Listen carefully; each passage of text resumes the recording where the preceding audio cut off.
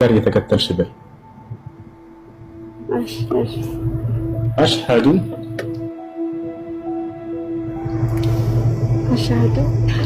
አላ ኢላሃ ኢለላህ ወጣች። በቃ አሁን ወጣለች ይመስለኛል። ሄለን አልወጣች? ወጥቻለሁ። በጌታ ነኝ።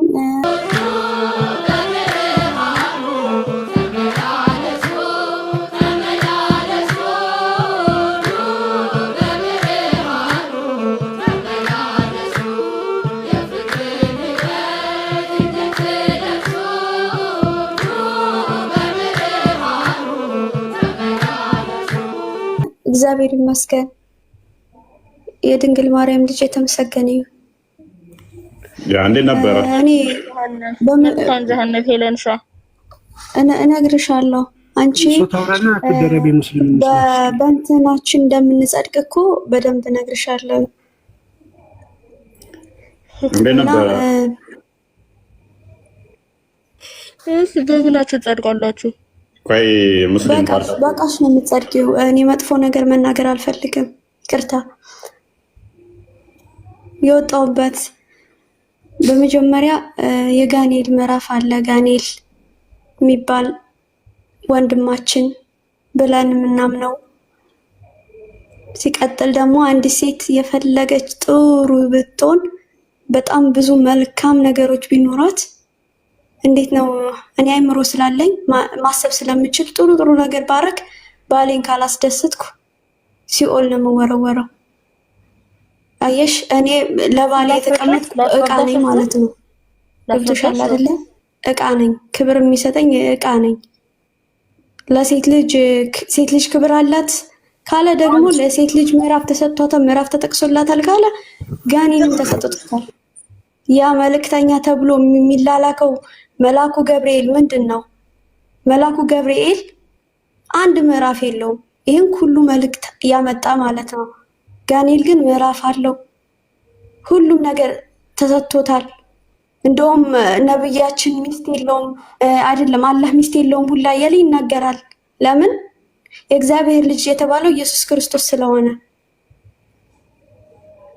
እኔ በመጀመሪያ የእስልምና የተቀበልኩበት ምክንያት ስላሴ በብሉይ ኪዳን የለም በሚል ነው እና ደግሞ በገድላትና በአንዳንድ ነገሮች ምክንያት ነው። ግን እዛ ጋር ገብቼ ግን ትክክለኛ ማሰብ የሚችል አይምሮ ስላለኝ አልተቀበልኩትም። ምክንያቱም አስባለሁ፣ ጭንቅላት አለ፣ ጎዶሎ አይደለሁም። ጎዶሎ ብሎ ግን ጠቅሶኛል እዛ ጋር። ለዚህ ልጅ የተዋረደች እንደሆነች ብታይ አየሽ፣ አንድ ሴት የፈለገ ነገር ጥሩ ነገር ብታረግ፣ ንስሐ ብትገባ፣ የፈለገ ነገር ብታረግ ባሏን ካላስደሰተች ጀሃነም ትገባለች። እቃ ነኝ እንዴ እኔ አይምሮ አለኝ። ጎዶሎ መሆን ስለማልፈልግ አይምሮ አለኝ። መጽሐፍ ቅዱስ በጣም አክብሮኛል፣ እንቁ አድርጎኛል፣ ውድ አድርጎኛል፣ ሳላከበረሽ መጽሐፍ ወርቅ አድርጎኛል። ወርቅ ልባም ሴት በጣም ዋጋዋ እንቁ ናት። ሀሳቦችን ሙስሊም መልሰሽ ታወራለሽ። እስኪ እሱ አሁን ሀሳቧን ኢንተርፕሬት ታደርጊ ትሻል አይደለም? እኔ ግን ፖለቲካ ልሰራ አይደለም፣ ህይወቴ ነው። ገብቶሻል? ህይወቴ ነው። ጀስት እኔ ምንም ፖለቲካ የምሰራበት ምክንያት የለም። ግን እዛ ጋር የሚያጸድቀኝ ምን ነው? ለባሌ የእሱ ፍላጎት ስለማኔ እቃ ነኝ እንዴ? ከዛ ደግሞ የሆነ ቦታ እሱ ያስቀምጠኝና እሱ 2-3 ሚስት አግብቶ ይመጣና ከዛ በኋላ እሄዳለሁ ወደ ባልሽ የት ሄደ ሲሉኝ ወደ ሚስቶቹ ሄደ። ትንሽ ላይምሮ አይከብድም? አይሰቀጥጥም?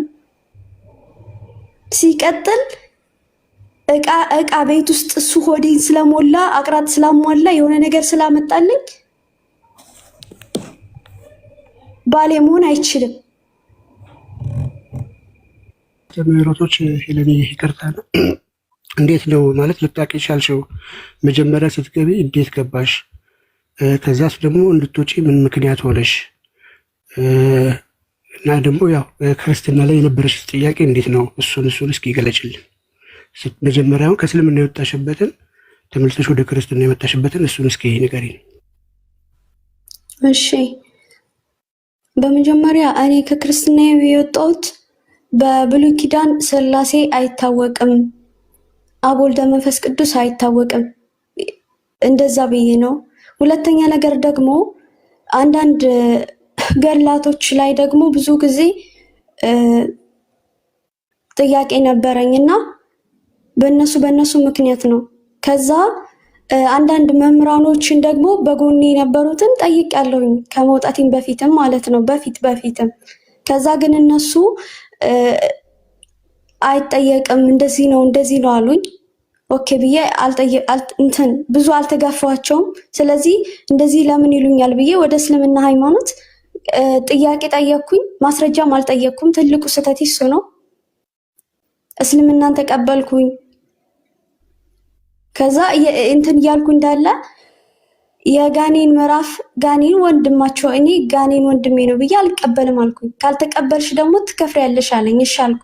ሌሎች ደግሞ በነገራችን ላይ ብዙ ወንድሞች አሉ በጣም የማከብራቸው የምወዳቸው ብዙ ነገሮች እንዳቅ ያደረጉኝ። ላውራ ሳላወራችሁ መልስ መስጠኔ። አዎ አንድ ሰው የሚጸድቀው እንዴት ነው? እና ደግሞ እሺ እና ደግሞ አንድ ታሪክ በጣም ልቤን መስጦት። ከዛ ከሄድሽ በኋላ እነዚህ አስተምህሮቶች መጀመሪያ አልተማርሽም ነበር? ወደ እስልምና ስትሄጂ ጋኔን ወንድምሽ እንደሆነ አልተማርሽም? ከዛስ በኋላ አውቀሽስ ጠይቀሽ ነበር ወይ? ከዛ በኋላ ካወቅሽ በኋላ አልተማርኩም። ታወቅሽና ከዛስ በኋላ ሙስሊሞች ጋር ጥያቄ ያቀረበሽ ነበረ? አዎ ዳጊና ሄለንን ለፖለቲካ ነው የላካቻቸው። እውነቱን ለመነጋገር ወይኔ ይቺ ልጅ አንቺ ዝም ማለታችን እንዴ? እሱ ነገር እኮ ነው እያወራሽ ያለሽው እኮ። ትክክል ነኝ ያወራሁት ነገር ውሸት ከሆነ በማስረጃ ሳይሻል ውሸት ከሆነ ያወራሁት ነገር ሁሉ በማስረጃ ሳይሻል ወራሽ ነገር መልስ አለኝ። እኔ ደግሞ ላውራ ሌላ ታሪክ ውስጥ ምን ትሰሪ አዳምጪኝ። ከዛ በኋላ እንትን ትያለሽ። ተረጋጊ። በጣም ይደብራል። ተረጋጊ። አጋንንት ወንድም እንዳለሽ ቤት አይቼሻለሁ። በጣም አጋንንት ወንድም አለ። አዎ አጋንንት ወንድም አለኝ ይላል። ወንድም ብቻ ሳይሆን ወሲብ እንደሚያደርግሽ ነው ያሳይሻለሁ። ወሲብ እንደሚያደርግሽ ስለ ጂኒ ማለት አይደለም የምታወሪው? አይ አጋንንት ማለት ጂኒ ማለት በአማርኛ ጂኒ ይወርዳለሁ ወይ ማታውቁ ይወርዳሉ። እናንተንም አዳምጠው ሙስሊም ለምን መልስ ልስጣችሁ? አጋንንት ማለት ጂኒ ማለት ነው። ልዩነት የላቸው። ተረጋጊ። አጋንንት ጂኒ እኮ ከሰይጣን የሚለይ ነው እኮ የራሱ የሆነ መርጠያ ሰጠው ነው ጂኒ። ተረጋጊ። መንፈሱ አሁን ጂኒው መንፈስ ነው እየረበሽሽ ያለው። አጋንንትና ጂኒ ልዩነት የላቸው። ረብሻቸው በጣም እሺ። ከስሩኝ በቃ ስጨርስ ትመጫለሽ። ቀጤና እሺ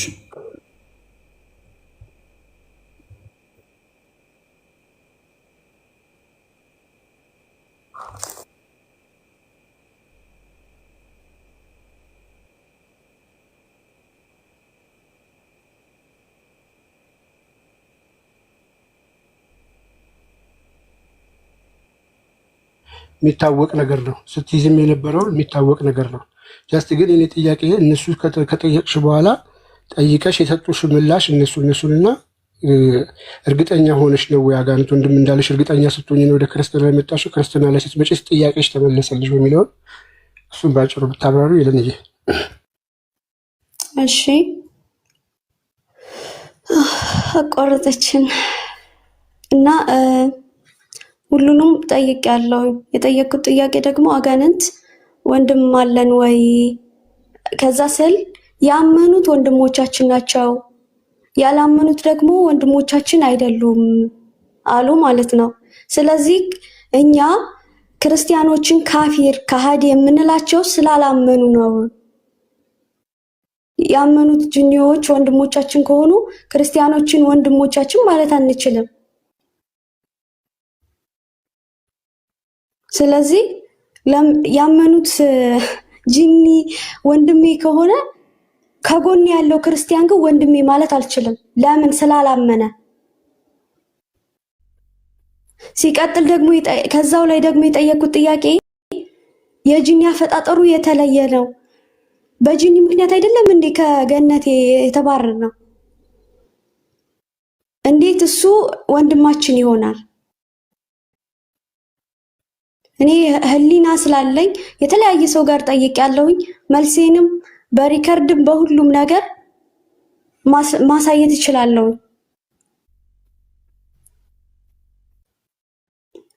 እና ደግሞ አንድ በጣም ልብ የሚነካ ታሪክ ነገሩኝ። በጣም ልብ ይነካል። እና ታሪኩ እኔ ኢየሱስ ክርስቶስ ሆይ ምን ውስጥ ነው የገባሁት ይቅር በለኝ ብዬ ያለቀስኩበት ፓርት ነው። አንድ ሴት ዝሙት ትሰራና ወደ ነብዩ ሄዳ ምን ትለዋለች? ዝሙት ሰርቻለሁ ትለዋለች። ታሪኩን አጠራ አድርጌ ልንገራችሁ። እና ያቺ ሴት ዝሙቷን በአጋጣሚ አርግዛ ስለነበር ልጅ ነው ይሏታል ማለት ነው። ከዛ በኋላ እሽትልና ልትወልድ ትሄዳለች። ከዛ ከወለደች በኋላ ደግሞ መጣች። ስትመጣ ደግሞ ልጅየው ጡቱን እስኪጨርስ ድረስ እንትን ብለሽ ነይ ይሏታል። ልጅየው ጡቱን ይጨርስ 3 ዓመት እስኪሞላው። ከዛ 3 ዓመት ሲሆኑ ወደ እነሱ ትሄዳለች፣ ወደ ነብዩ ማለት ነው። ከዛ ሴትዮዋን በአርደው አይደለም ቅጥቅጥ አድርገው ነው የገደሏት። ቅጥቅጥ አድርገው ማለት ነው። ኢየሱስ ክርስቶስ ግን ምንድነው ያደረገው? ማርያም መቅደላዊ ዝሙት ሰርታ ስትመጣ ምንድነው ያላቸው?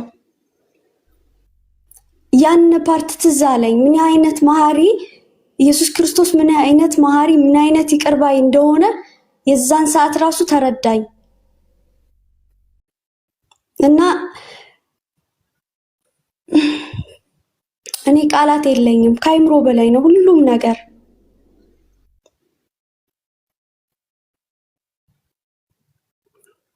እሺ ስለዚህ እንኳን ወደ ቤቱ መጣሽ። አሁን ያለሽበት አቋም ወደ ክርስትና ተመልሻለሁ እያልሽ ነው አይደል? እንዴት ነው ጥያቄዎችሽ ተመልሰው ነው? እሱን እንትን በይና ጠቅላላ አድርገሽ መልእክት በዛው አስተላልፊና እንስካ። ጥያቄዎቼ በደንብ ተመልሰውልኛል። ከብሉይ ኪዳንም የሥላሴን አንድነት ሶስትነት በደንብ ተረድቻለሁ።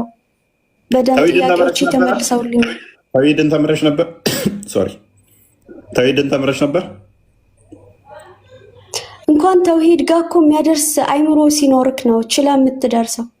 እሺ ተውሂድ በስንት እንደሚከፈል አስተምረሽ ነበር? በመጀመሪያ ምንም አስተምሮ የለም። ሻሃዳ ብቻ ነው የያዝኩት። ጥያቄ ጠየኩት፣ መልሰ ሻሃዳ ያዝኩት። ጣቴን ሰጣሁኝ፣ ገባሁኝ ማለት ነው። እስልምና እንደዛ ነው። በእውቀት የምትመሩት አለም ድንቁርና ነው የምንላችሁ እኮ ለዚህ ነው። ዳጊ ያላት ትዝ አለኝ። ድገማት እስኪ። እስልምና እንዴት ነበረ? ምን ነበር ያልከው? ዳጊ ያላት አለ። ከዳጊ በላይ ምሁር የለም ነበር። የዛሬ ዓመት አካባቢ ከዳጊ በላይ ምሁር የለም ነበረ በእስልምናው። እድሉን ከሰጣችሁኝ እስቲ አንድ መልስ ልስጠት ለልጅቷ። ኦኬ። እና ዳጊ ድራማ ለመስራት ነው ያለችው። አሁን ልጅቷ አይ ቲንክ አይታለች ቪዲዮን እና 6000 ሰው ነው በኮሜንት ማሻአላ ዳጊ ወደ እስልምና መጥቷል ተብሎ እንደዚህ ያሉትና አሁን ደግሞ ዳጊ ድራማ ለመስራት ነው የምትለው ነገር በጣም ያሳዝናል። እና ምንድነው እሱ አሁን አይ ቲንክ ያለችው አረብ ሀገር ነው። ግን እንደ እስልምና ወይም እንደ ማማ ያስተምሮ ሴት ልጅ ብቻዋን ከተወሰነ ኪሎ ሜትር ውጪ ብቻዋን ማይሄድ አትችልም። ግን እሱ አረብ ሀገር አቋርጣ ነው የሄደችው። ስለዚህ የማሜን ሱና አልተከተለችም እሷ። ሙስሊም አይደለችም። አሁን እሷ እንደማሜ ያስተምረው እንደ መሐመድ አስተምሮ እሷ ሙስሊም አይደለችም። የመሐመድ ንግጥ አለች። ከተወሰነ ኪሎ ሜትር ውጪ ሴት ልጅ ብቻዋን ማሄድ እንደማትችል መሐመድ በደንብ አስተምሯል። ስለዚህ እሷ ደግሞ የመሐመድ ንግጥ ካፊር ናት እኮ እሷ። በምን ሞራል ነው ዳጊ ድራማ ለመስራት ነው የገባው የምትለው? ስለዚህ ድራማ ለመስራት አይደለም ሳላቅ ነው የገባሁት። ተረድቼ ደግሞ ወጣሁት። እኔ የማንም ተረት ለምን እንደሚከተለው አይምሮ ያለኝ ገና እኔ ልጅ ነኝ። ስለዚህ ደካማ ለማስላት አይደለም የገባሁት እና ይማቻችሁ። እንትን ታኝቻለሁ ብዙ ማውራት እንትን አልተመቸኝም። የዛሬ ዓመት ነው ያስተምራል ዳጊ ምሁር የለም በቃ የሆነ አሁን ስሜ ማናልከው ያለው ልጅ አይነት ሳፍ ዳጊንም እንደዛ ነበረ። የዛሬ ዓመት ላይ እንደ ዳጊ ምሁር የለም ነበረ። ይወጣሉ ማክሲመም ዓመት ነው ይፈጅባቸው ብያቸዋለሁ። ነገር ቆየች ሄለን ምን ያህል ጊዜ ቆየሽ? አይ ሄለን ምን ያህል ጊዜ ቆየሽ? እኔ ቆየሁት አይ ቲንክ 3 ወር ምናምን ነው 3 ወር 4 ወር ከዛ በላይ ልቆይ አልቻልኩም። ጥያቄ ጠየቅኩ አርፈሽ ተማሪ ለምን ትጠይቂያለሽ? ለምንድን ትያለሽ? ሰው የት ነው የተፈጠረው አይታወቅም። የት ነው የተፈጠረው የት ቦታ አይታወቅም። እንደውም ለምን ትጠይቂያለሽ? አንቺ የምትደኝበት መንገድ እምድነውማ የባሌን ፍላጎት ስሞላ ነው። ምንም እንትን የለውም። ኤኒዌይስ ምድነው እኮ የባል ፍላጎት ሳሟላ ብቻ እንደቃ የእሱን ፍላጎት ሳሟላ ያ አስተምረን ክርስትናን የምናስቀበል እኛ ብቻ ነን። ባለፈው እያቸዋለሁ 10 ቢወስዱ እኛም 4 ከወሰድን በቂያችን ነው። 4 ሰው ክርስቲያን ካደረግን ከእስልምና እነሱ 10 ሰው ሙስሊም ቢያደርጉ በ3 ወር ውስጥ በትንሹ 4ቱ ይወጣሉ። በ3 ወር ውስጥ በ6 ወር ውስጥ 2 ይወጣሉ። በአመት ውስጥ የተቀሩት ይወጣሉ። ሚስት በሚስትነት ሄደች ብቻ ለጥቅም ብላ ካልሆነ መስተቀር ማለት ነው። እሷም ልጅ ወልዳ ራሱ ትወጣለች። እንደዛ የሚሆነው እውነታው ያ ነው። አንዳንድ ዘገምተኞች ካልሆኑ በስተቀር ጤናማ አይምሮ ያለው እዛ ውስጥ እንደማይቆይ እናውቃለን። ኤኒዌይስ ሴቶች ተማሩ። ትምህርት ወሳኝ ነገር ነው። ዝም ብላችሁ የተነገራችሁ ነገር ሁሉ እውነት አይደለም። እስልምና ከልት ነው፣ ስተት ነው፣ ተረት ተረት ነው። ቢገቡ እናወጣቸዋለን። እኛ ጋር የገቡት ግን ከኛ የመውጣት ቻንሳቸው በጣም ሬር ነው። 10 ብናመጣ ሚኒመም 9ን እናጸናቸዋለን። ቀጥቅጠን ጊዜ ፈይተን ስለምናስተምር እና መሰረት ሰርተን ስለምናስቀጥል ማለት ነው። እዛ ግን ጣትን እንዲመቀሰር ብቻ የሚጠበቅብህ። ምክንያቱም እስልምና የእውቀት ሳይሆን የድንቁርና ሃይማኖት ስለሆነ ልክ ሲወጡ ድራማ ሰሩብን አሏ። እነኛውን ያያቸዋቸው ናቸው። ፖለቲካ የሰሩባቸው እንዳለ ወጥተውባቸዋል። አሁን ከቁጥጥራቸው በላይ ስለሆነባቸው አሁን ምንድን ነው ያደረጉት? እፎይ ይገደል፣ እፎይ ይታሰር፣ እፎይ ይወቀጥ እንደዚህ የሚሉ ዘመቻ ጀምረውብናል። አሁን ቶፒኩን አልረሳነውም ወገን። ካልተመቻችሁ ዩቱብ ላይ ማዳመጥ ትችላላችሁ ሌሎች ፕሮግራሞችን። ስለዚህ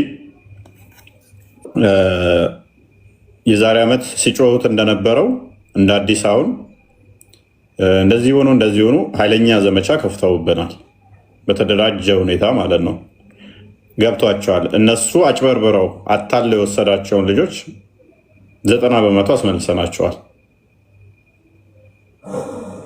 እና ውስጥ ማንም ጤናማ አይምሮ ያለው እንደማይቆይ ጠንቅቆ ሰው እንዲረዳ አድርገናቸዋል። ተሳስቶ ተጭበርብሮ ሊገባ ይችላል ሰው ሲያውቅ፣ ሲረዳ ግን ተመልሶ ይወጣል ማለት ነው። ተመልሶ ይወጣል። ይሄንም ማሳየት ስለቻል ተስፋ ቆርጠዋል። ደሞዝ እየከፈሏቸው ቤት አስቀምጠዋቸው አዲስ አበባ ሲያስተምሯቸው የነበሩትን እንኳን ኃይለኛ ገንዘብ እየከፈሉ ማቴሪያል አሟልተውላቸው ስልክ ደጋግመው የገዙላቸው ጭምር ወስደንባቸዋል። ደሞዝ እየከፈሏቸው ቤት ኪራይ ይዘውላቸው የሚያደርጉትን እንኳን ነጠቅናቸው። የዓመት 2 ዓመት ያቆያቸውን እንኳን ወሰድንባቸው ማለት ነው። ትልቅ ኪሳራ ውስጥ ነው የከተትናቸው።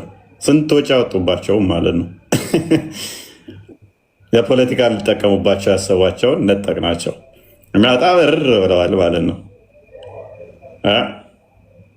እና እንደዛ ነው። እነሱ ደግሞ እኛ ጋር ያመጣናቸውን ለፖለቲካ አይደለም የምንፈልጋቸው፣ ህይወታቸው እንዲድን ነው። ልዩነታችን ያ ነው። ለዛ ነው አሁን በጣም ስለተበሳጩ ካያቸዋቸው እንደ አዲስ እፎይ ይገደል፣ ይታሰር፣ ይፈለጥ፣ ይቆረጥ የሚል ዘመቻ የከፈቱት ከዛ አንጻር ነው። እና እንደዛ ነው። እናንተ ሰዎች ሄለን አልጨረሽም? ኦኬ ጨርሻለሁ። እኔ ለሁሉም የማስተላልፈው ነገር የሰው ልጅ ውድ የሆነ በክርስቶስ ኢየሱስ ደም የተገዛ ውድ ፍጡር እንደሆነ በደንብ በህይወቴ ተረድቻለሁና እኔ ሁላችሁንም የማይገባችሁ ቦታ አትገኙ። ምክንያቱም በቃ በክርስቶስ ደም የተገዛን ውድ ፍጥሮች ነን። ምክንያቱም ይሄ ድህነት መዳን ምናምን የሚባለው ነገር ይናፍቃችኋል። እንደውም አንድ ጊዜ ላይ እያወራን ነውና አግቢኝ ምናምን ይለነቅ እኔ እባክህ ትዳር ምናምን አልፈልግም፣ ማግባት አልፈልግም፣ በምድርም አልፈልግም የሚል መልስ ሰጠው። ከዛ አይ ብትሞችም እኮ በሰማይ አይቀርልሽም አለኝ። እና እንደዚህ አይነት አስተምሮት ስትሞቱ በሰማይ ቤት ሴክስ ምናምን ነገር ከዛ የጸዳ ኢየሱስ ክርስቶስ እና ክብር ምስጋና ይግባው ለሁሉም ነገር ማለት ነው። እና ደግሞ ቤተሰቦቼ እነ ቃል ሁላችሁም ከጎኔ የነበራችሁ እውነቱን እንድረዳ ስላደረጋችሁኝ ደግሞ በጣም አመሰግናለሁ። ቤተሰቦቼ በጣም አመሰግናለሁ። አልተቆጡኝም፣ እንደ ሌሎቹ ቤተሰቦች አልገፉኝም። ታላቅ ወንድሜ ምንድን ነው ያለው? ተዋት በቃ ታንብብና ትመጣለች ነው ያለው። ምንም አላለኝም። እና ሁላችሁንም አመሰግናለሁ። ከጎኔ ሆናችሁ ስታግዙኝ የነበራችሁ፣ በውስጥ ስትጽፉልኝ የነበራችሁ እና ድራማ ነው ለምትሉ ሰዎች እናንተ ያላችሁ ህይወት ራሱ ውስጥ ያላችሁበት ቦታ ራሱ ድራማ ውስጥ ነው ያላችሁት።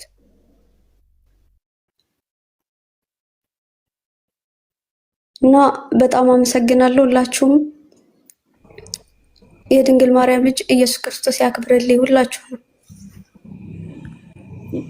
አንቺ እንደምወጪ መቼ እንደነበር ያወቅኩት መሰለሽ? አስቀድሜ እኔ የሆነ ቀን መተሽ ተንቀልቅለሽ ነበረ።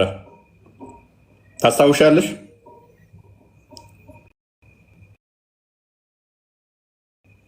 አዎ ብዙ ጊዜ ምን ያልተቀለቀልኩበት ቦታ ዋሽተሻል፣ ውሸታም ምናምን ብለሽ ኮመንት ጽፈሽ የዛ ዕለት ልጨምቅሽ ነበር አስገብቼሽ ወዲያውኑ ወረድሽ። ታስታውሻለሽ? እኔ ጋር መታሰነግረ ይሄን ነገር ነግሬ ነበር። ያ እንደምወጣ አውቅ ያለኝ እኔ እረዳቸዋለሁ። የሚወጡ ሰዎችን አውቃለሁኝ። ከእስልምና ሙስሊምም የነበሩ ወደዛም ሄደው ከነበረ ሲወጡ የሚወጡ ሰዎችን እረዳለሁኝ። ፊሊንጋቸውን፣ ሁኔታቸውን አይቼ እረዳዋለሁ። እና የዛለት አየሁሽና አይ ከእስልምና ትወጣለች ታይም ትውሰድ የሚል በአይምሮዬ ብቆይ የሚል አሰብኩና አይ ትሆን ትከታተል ብዬ ያለፍኩሽ ማለት ነው። እንደወጫው እኔ የእውነት ጥያቄ ያልጠየኩበት ቦታ የለም። ደግሞ አዳሜት ነው የተፈጠረው አይታወቅም። ጥያቄ ያልጠየኩበት ቦታ የለም። ለዛ ነው አሁን ለፖለቲካ ነው ለምን እዛም ስለጠየቅሽ እኮ ነው። ግን የቲክቶከሮቹና ትልልቆቹ ኡስታዞች ምላሻቸው አንድ ነው አይደለም። በውስጥ ሂጄ ጠይቄያለሁ። ለምን አላመንኩም፣ በፍጹም ልቀበላችሁ የሚመልሱልሽና እዛ የሚመልሱት አንድ ነው። ሁለቱ ጋር የሚመልሱት አይደለም። እውነቱን ነው የሚያወሩት። እዛ ጋር ያሉት እውነቱን ነው የሚያወሩት። እንደዚህ ይላል። አዎ ይላል። ግዴታ ነው። እዚህ ጋር ግን አይልም። ያ ትናንትና የሆነ ልጅ መጥቶ ነበረ ተመሳሳይ እዚህ አንተ ጋር ሰባ ዝግን ብሎ ሲሄድ እዛ የሚነግሩኝ ሌላ ነው። ቲክቶክ ላይ ያሉት ኡስታዞች በኋላ ምንም አማራጭ ስላጣው ማንኛው ነው እየዋሻ ያለው የሚለውን ለማጣራት ትልልቅ ኡስታዞችን መጠየቅ ጀመርኩ። ግን ትልልቅ ኡስታዞች እያሉ ያሉት አንተ እያልክ ያለውን ነው። ስለዚህ ጥርጣሬ ገብቶብኛል እስልምና። ስለዚህ እንዳላምናቸው እየሆንኩ ነው ቲክቶክ ላይ ያሉትን ኡስታዞች ብሎ እንትን ያለኛለ። እናንተንም መመክራችሁ ምንድን ነው እኛ የምናወራውን እነኚህ ቲክቶክ ላይ ያሉትን ተራ ኡስታዞችን ተዋቸው። ውሸታም፣ አጭበርባሪ፣ ቀጣፊ፣ ወራዶች ስለሆኑ ትክክለኞቹን ትልልቆቹን ኡስታዞች ጠይቁና አይ ውሸት ነው ካሏችሁ ነው እና ጠይቁን። እኛ እነኚህ ቲክቶክ ላይ ያሉት ግን አላማቸው፣ እቅዳቸው፣ ፍላጎታቸው ራሳቸውን የመገንባት እንጂ ሃይማኖቱ ተዋሸ አልተዋሸ ደንታቸው አይደለም። ውሸታም ናቸው። ስለዚህ ትልልቆቹን እዚህ ቲክቶክ ላይ የሌሉትን ትልልቆቹን ውስታዞች ጠይቋቸው። እኛ ያለውን ካሉ ስለዚህ እኛ አልዋሸንም። እዚህ ቲክቶክ ላይ ያሉት ግን ወራዶች ናቸው። በቃ ወራዳ ምላቸው። እኔ ሰውን እንደዚህ በዚህ ቃል መናገር አልወድም። እንኳን የሃይማኖት መሪ ሊሆኑ እንኳን የሃይማኖት አስተማሪ ሊሆኑ ለእረኝነት እንኳን ማቀጥሯቸው ናቸው። በጣም ውሸታም። አንድ ሰው አንዴ ከዋሸ ለሁለተኛ ጊዜ ላይ ትጠረጥረዋል። እንዴት ታምነዋል? አንዴ ከዋሸ ሁለተኛ ሲዋሽ ካገኘኸው ግን ሶስተኛ ላይ እንዴት ትጠብቃለህ? ይዋሻል አይዋሽም ቀጣይ ብለህ እንዴት አብረኸው ትሄዳለህ? እኔ ግለሰብ ከሆነ ያልኳችሁ መሪውን አይደለም ያልኳችሁ። የሃይማኖት መምህር ከሆነ ደግሞ አንዴ እንኳን መዋሸት የለበትም። አንዴ እንኳን መዋሸት የለበትም። አንዴ ከዋሸ፣ ሁለቴ ከዋሸ፣ ሶስቴ ከዋሸ ይሄንን ውሸት ካገኛችሁበት ራቁት፣ ሽሹት፣ አትከተሉት፣ አዋርዱትም። እንደዚህ አይነቱ ውሸት ወራዳ ቀጣፊ በራሱ ሃይማኖት ላይ የሚዋሽ ከሆነ በደንብ አስተውሉ። በራሱ ሃይማኖት ላይ የሚዋሽ የሚቀጥፍ ከሆነ የሌሎችን ሃይማኖትማ ምን ያህል ሊዋሽ እንደሚችል መገመት አይከብድም። አብዱል ፈተናን አያካትትም። አብዱል ፈተና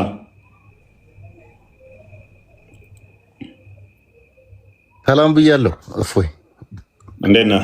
ትላንትና ኬክ ቆረሳ አመለጠኝ አይደለ? ኬክ ሳትበላ ትላለህ? አይ እንኳን ተወለድ ካፕ በርዝዴ ብያለሁ። አንድ ቀን ጨምረናል ትላለህ? አይ ደስ ይል ነበር። ዩቲዩብ ላይ አይቼዋለሁ እና እህታችንም እንኳን ደስ ያለሽ።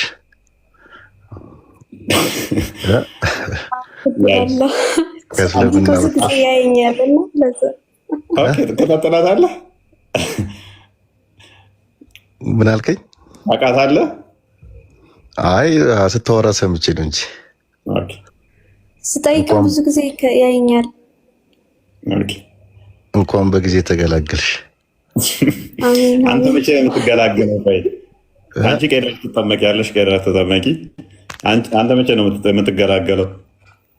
ኢንሻአላህ እንግዲህ በቅርቡ።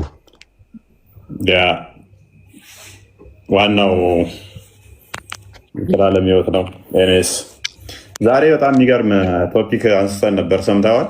ሙሐመድ ከሌሎቹ በምንድን ነው የሚበልጠው የሚል እንደ እስልምናው በምን ይበልጣል? የሆነ ስድስት ነገሮች አለ። አንደኛ እኔ በሽብር ወይንም ሰዎችን በማስፈራራት ከሌሎቹ ነቢያቶች እኔ እበልጣለሁ አለ። ሁለተኛ የዝርፊያ ገንዘብ በመዝረፍ ወይንም ጦር በመዝረፍ እኔ ከነሱ እበልጣለሁ አለ። ይሄ አሁን የመልካም ጸባይ ባህሪያት ናቸው። አንድም የለውም። አምስቱ ስሞች አላሉ። ኢቨን አይ ቲንክ ስሞቹም አምስት ናቸው መሰለኝ። ያ ስሞቹም እንደዛ ነገር ናቸው። አልመሂ የሚለውም ለምሳሌ ደምሳሽ፣ አጥፊ እንደማለት ነው። አሁን ይሄ የነብይነት መስፈርት ሆኖ ከሌሎቹ ነብይ እንዲበልጥ እንዴት ያደርገዋል? ለምሳሌ ኢሳ ፍትሃዊ መሪ ነው ይላል። አሁን ሲመጣ ጂዚያን ያስቀራል፣ ፍትሃዊ መሪ ይሆናል። ኢሳ ፍትሃዊ መሪ ከሆነ ሙሐመድ ደግሞ ገንዘብ ወሳጅ ከሆነ ገንዘብ የማይወስድባችሁ ድህነት ማይመጣባችሁ እንደዚህ አይነት መሪ ነው የምትፈልጉት? ወይንስ ጦርነት እያካሄደ ገንዘብ የሚዘርፍ መሪ ነው የተሻለ የሚሆነው የበላይ የሚሆነው? እንዴት ተባለ? አዛኝ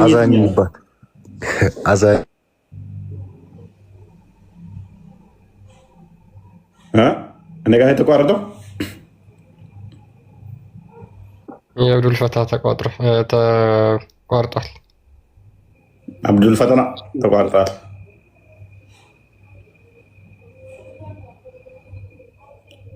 በደንብ አስተውሉ። ኢሳ ፍትሃዊ መሪ ነው። ጦርነት አያካሄድም፣ ጂዚያን ያስቀራል። ሰዎችን ግብር፣ ገንዘብ ማስከፈልን ያስቀርና ገንዘብ ድህነት አይኖርም። በሱ ጊዜ ድህነት አይመጣባችሁ፣ ችግር አይነካችሁም። ገንዘብ ሰዎችን አንነጥቁም፣ አትወስዱም ይላል በኢሳ ጊዜ። ሙሐመድ ግንስ ጦርነት እያደረገ ገንዘብ ስለሚወስድ ያ የተዘረፈውን ገንዘብ እሱ ስለሚወስድ ከነቢያቶቹ የበላይ ነው። ይሄ እንዴት ታላቅ እንዲሆን ያደርገዋል? የብልግና ምልክት ነው እንጂ።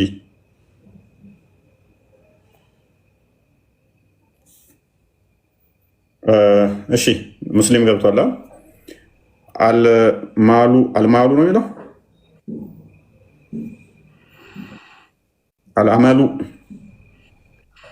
አልአማሉ ነሲም ተኝቷል። አረ እንዳጎትተን አንተ ቃል ተጠንቀቅ እንዳይስብህ።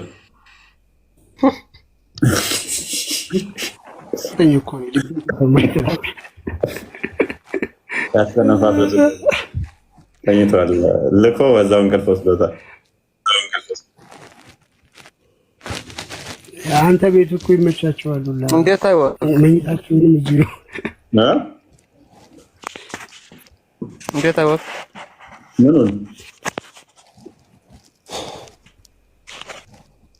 ምኑን እንዴት አወቅ ያልከው? መተኛት ነው።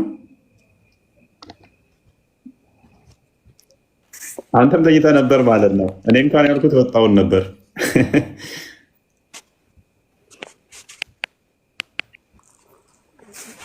መልካም ሙሐመድ ከሌሎች ነቢያቶች ከምንለይበት አንዱ እኔ በዘረፋ ወጥቼ ነው አፎይ እናንተ ጋር መስሎኝ ለካ እኔ ጋር ነው። አንተ ጋር ነበረ። ኦኬ እያወራሁ ነበር እኮ ስለ ሐዋርያቶቹ ዛሬ እያወራን ነበር እና የኢየሱስ ክርስቶስ ሐዋርያቶች አይ ቲንክ ዓለምን ዞረው ሰብኳል አይደለ? አዎ አይደለ? ያ ሰላም ኢትስ አሜዚንግ። አንዴ ቃልም ነግሮኝ ነበር አይ ቲንክ እና ማለት ከሱ ጋር የነበሩ ሐዋርያቶች ያው ኢየሱስ ክርስቶስ በእኛ በእንደ እስልምና ለዓለም የተላከ አይደለም ስለሚባል ማለት ነው። እንግዲህ ሐዋርያቶቹ ከሱ ቀጥታ መረጃ ሲቀበሉ የነበሩት ትምህርት የተማሩት ዓለምን ዞሮ ሰብከዋል። ከነብያችን ግን ሲማሩ የነበሩ ሱሐባዎች ዓለምን ዞሮ ሰብከዋል እንዴ? ጦርነት አድርገዋል ዓለምን እየዞሩ። እሱም ቢሆን አረብ ሀገር ውስጥ መሰለኝ በአረብ ፔኒንሱላ ውስጥ አይደል? በአረብ ፔኒንሱላ ውስጥ በዛው እንትን ያሉት እንጂ ለዓለም እኮ ላይክ አንዱ ማስረጃ ማለት ነው እንግዲህ ለዓለም ቢሆን ኖሮ እሳቸው ጠባሪ ቁርጦቢ የኢሳ ተከታዮች ገዳይ አይደሉም፣ አንድ ሰው እንኳን ገድለው አያውቁም ይላል። ሞተዋል እንጂ እነሱ ተገድለዋል እንጂ አይ ቲንክ እንደዛ መሰለኝ። እስልምና ራሱ ይመሰክርላቸዋል። ከነኛ ውስጥ እኮ የሚዘረዝራቸው ጳውሎስ አንዱ የኢሳ ደቀ መዝሙር ሐዋርያ ነው ብሎ ነው ያስቀምጠው። ማቴዎስን፣ ሉቃስን፣ ዮሐንስን ይጠቅሷቸዋል። ከዛ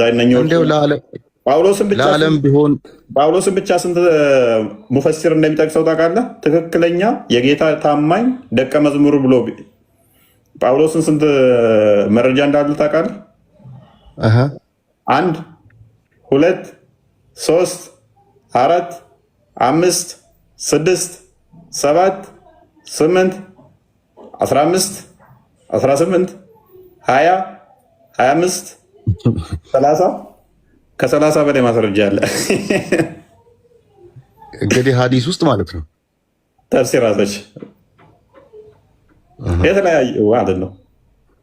ታማኝ እውነተኛ የጌታ ደቀ መዝሙር ብለው ነው የሚያምኑት ቀደምቶቹ።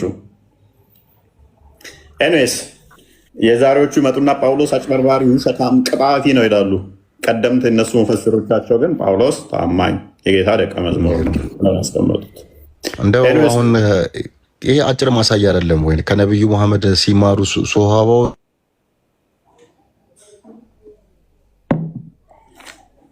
አይ ቲንክ ኔትወርክ ጥሩ አይደለም ዛሬ። ክርስቲያን አለ ያ አብዱል ፈተና ጥሩ አድርገውና ያ ወደ ቶፒካችን እስኪመለስ እንበል በቀረን ደቂቃ። እንግዲህ መሐመድ ከሌሎች ነቢያቶች የሚለይበት ከተባሉት ምክንያቶች ወይም ደግሞ ራሱ የተናገራቸው ማለት ነው በምንድን ነው? በጦር ዘረፋ እና በሽብር ድል ነሺ ተደርጊያለሁ ብሎ ይናገራል። ማሸበር የበላይነት ነው? ማሸበር መግደል ምናምን ነገር የበላይነት ነው ወይስ እንዴት ነው የሚታየው? ይሄ ራሽናል በሆነ ጭንቅላታችን ስንመለከተው ይሄ ማሸበር ምናምን እንዴት ነው ከሌሎች ነቢያቶች የበላይ የሚያደርገው? ለምሳሌ ኢሳም ሐዋርያቶቹን በእነሱ ጊዜ መገዳደል አልነበረም ብሎ ቁርጡቢ ይናገራል።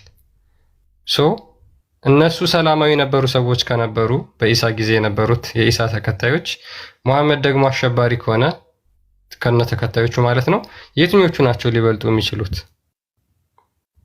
የትኞቹ ናቸው? ፕላስ ደግሞ በእስልምና 124,000 ነቢያትና መልእክተኞች ተልከዋል ተብሎ ይታመናል። 124,000 ነቢያትና መልእክተኞች። ሙሐመድ ከነዚህ ሁሉ የሚለየው በዘረፋ ነው። በዘረፋ ሌሎቹ 123,999 አይዘርፉም፣ መሐመድ ብቻ ነው የሚዘርፈው። ከዛ ዘራፊ በመሆኑ ምክንያት ደግሞ የበላይ ነው ሙሐመድ ብሎ የበላይ ነኝ ብሎ ይናገራል። ይሄ ራሱ ከሞራል አንጻር እንዴት ነው የሚታየው? ወይስ የሞራል መመዘኛቸው ሞራል ግራውንዳቸው ምንድን ነው? ሙሐመድ የኃጢአተኛ ነው፣ ያለፈው ኃጢአቱም የሚመጣውም ኃጢአቱ ተምሮለታል ይላል። ይሄ በነገራችን ላይ ለሙሐመድ ኃጢአት እንዲሰራ መንገድ የሚከፍት ነው። በነገራችን ላይ ብዙ ኃጢአት እንዲሰራ መንገድ የሚከፍት ነው፣ ፍቃድ የሚሰጥ ነው ይልቁኑ ማለት ነው። በተቃራኒው ኢሳ ደግሞ ምንም ኃጢአት አልሰራም፣ ምንም ኃጢአት የለበትም። ከኃጢአተኛና ኃጢአት ከሰራና ኃጢአት ካልሰራ የቱ ነው የሚበልጠው? ይህንን እንዴት ነው የምትመልሱት ሙስሊሞች? ኃጢአት የሰራ ነው የሚበልጠው ወይስ ኃጢአት ያልሰራ ነው የሚበልጠው? ሲቀጥል ሙሐመድ ከሁሉም ነቢያቶች የሚበልጠው በቂያማ ቀን ስለሚያማልድ ነው ምናምን ብለው ይናገራሉ። በቂያማ ቀን ሙሐመድ ምን ብሎ ተናግሯል መሰላችሁ? ማንም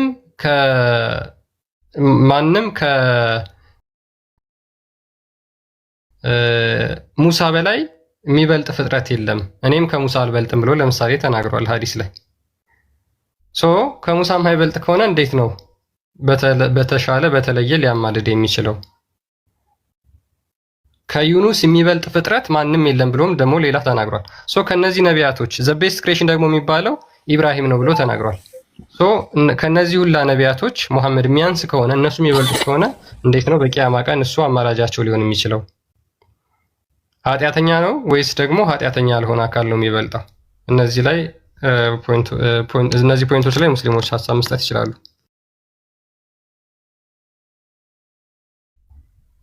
አልአማሉ አለ አብዱልአዚዝ መዬ ነኝ ነው የሚለው እና ኖርዘርን ቀጥሉ። ሙሐመድ ኃጢአተኛ ነው። በቀን 100 ጊዜ ለኃጢአቱ ይቅርታ ይጠይቃል። ሁልጊዜ አልጋው ሲሄድ ወደ መኝታ ሲሄድ አላህ ኃጢአቴን ማርልኝ እያለ ነው የሚተኛ የነበረው ይላል። ኢሳ በተቃራኒው ደግሞ ምንም ኃጢአት አልሰራም። ይሄ እንዴት ነው የሚታየው? 4-5 ሙስሊሞች ገብታችኋል። ቀጥሉ። እንዲህ ተብሎ ይታያል። ኖርዘር አቤት አቤት። ደህና ደህና፣ እግዚአብሔር ይመስገን። ጉርጉሮ ናፈቀ። ያንጎራጎርክ ነው የገባው የከፈትከው። ለብዙ ሰዓት ጠብቀህ ዝም ስትለኝ እኮ ነው። ለብዙ ሰዓት ላልከው ትናንትና ምን ትናንትና ረጅም ሰዓት ነው ያወራነው። ለዛ ነው ዛሬ ሌሎች የትናንትናን ልተው አባረርክኝ እንጂ ነቢዩ የሰው እንትን ነው ይሄ። አብዴል ምን አልክ?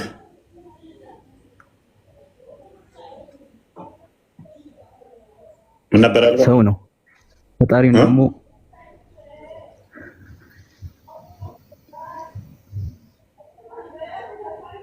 ድምፅ አይሰማም። ትንሽ ከፍ አድርገው። አብዲል በር ሰላም ሰላም፣ እንዴት ናቸው? አንዴ ወዬ ሙዬ ነው የሚለው። አይ ማየ ሰላም ነው። ማየ ሰላም ነው። እሺ አልሐምዱሊላህ። ኦኬ፣ ጥያቄውን ሰምተሽዋል? ትመልሻለሽ? መምሉ አይሰማም ነው ገባ። መሐመድ ከሌሎቹ ነቢያት በምንድን ነው የሚለየው?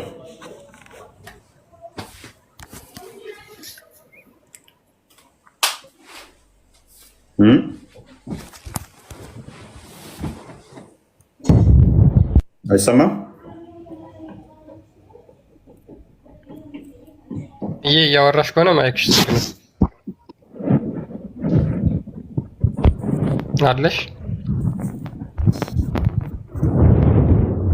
እሺ ነው ማየ የምትይው ካለ ቀጥይ፣ ወይንም ኖርዘር ዴነ ቀጥል። ድምፅ እንትን እያልክ ነው። ድምፅ በጣም እንትን እያልክ ነው። ኧረ በጣም ነው የሚረብሸው። ሳውንድ አስተካክል። በጣም ነው የሚረብሸው።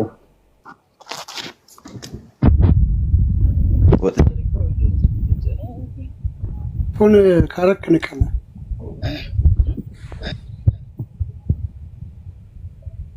ሳውንዱን አስተካክል። ድምፅ እንዴት ሆነ?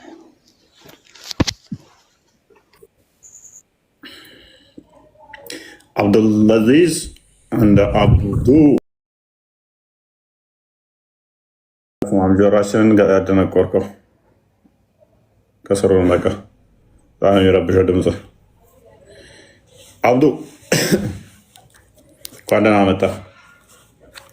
እና አብዱል ፈተና ኔትወርክ ዛሬ ጥሩ አይደለም። አንተም ሉክ አንዴ ሀዲሶቹን ክፈታቸው። ክርስቲያን በደንብ አስተውል። አብዱል ፈተና ሜይ ቢ እነኝህን ክፍሎች ያቸው ምህረት እንኳን ሲለምን ማለት ነው የሚያማልድበት ምክንያት በምን እንደሆነ ታውቃለህ? ሌሎቹም አይችሉበት። አብዱል ፈተና እየሰማሁ አዳም ሲጠየቅ ሀዲሱን አንዴ ክፈተው ክርስቲያን። አዳም ሲጠየቅ እኔ አልችልም ኃጢአት ሰርቼ አውቃለሁ ይላል። ኖህም ሲጠየቅ እንደዛው፣ ኢብራሂምም ሲጠየቅ እንደዛው ዋሽቼ አውቃለሁ። ሙሳም ሲጠየቅ በተመሳሳይ አንድ ቀን ሰው ገድዬ አውቃለሁ ይላል። ወደ ኢሳ ሂዱ ከኔ በላይ ነው እሱ ይላል። ኢሳ ጋር ሲመጡ ግን አንድ ኃጢአት አልተገኘበትም፣ አንድ ኃጢአት አልገለጸም ይላል። እንደውም ያላ ቃሉ እና መንፈሱ ነው ይለዋል። ነቢያቶች ሁሉ የሚለያዩበትን ተዘረዘረ እዛ ላይ። በደንብ አስተውል አብዱል ፈተና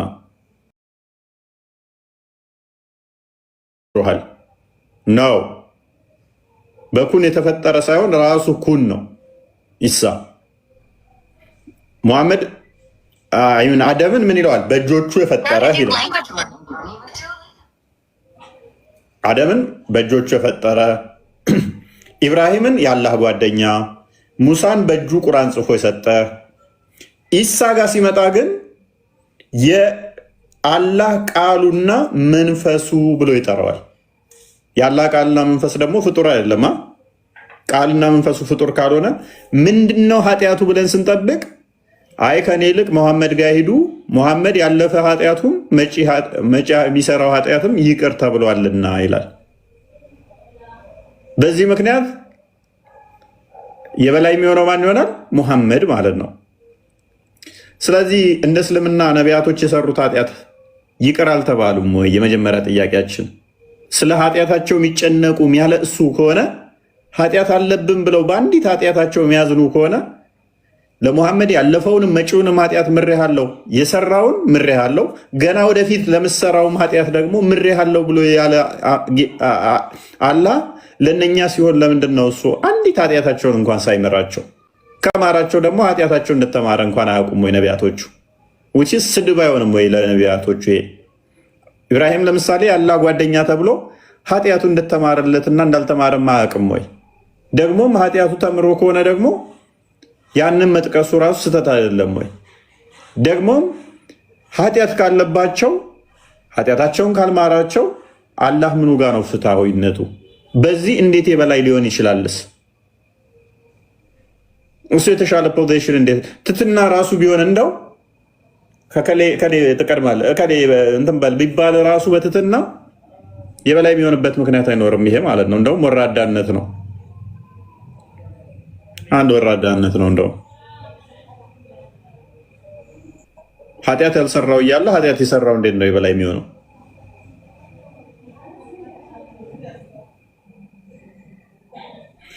ኢሳ ከማንም ገንዘብ አይወስድም፣ አይዘርፍም። ሰዎች ሁሉ ገንዘብ ተትረፍርፏቸው እንዲኖሩ እንዲተዳደሩ ያደርጋል ይላል። በፍትህ ያስተዳድራል። ኢሳ በፍትህ ያስተዳድራል።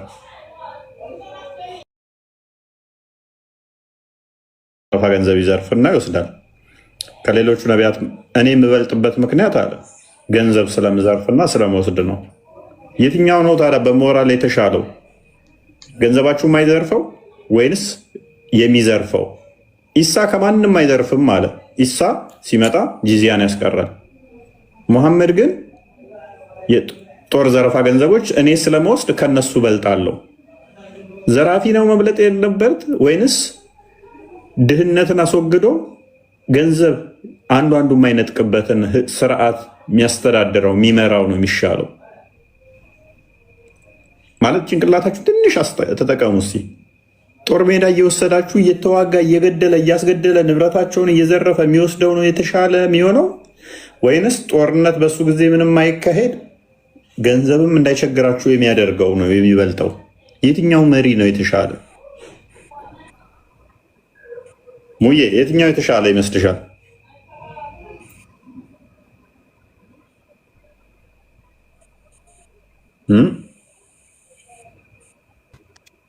ሙዬ ነኝ።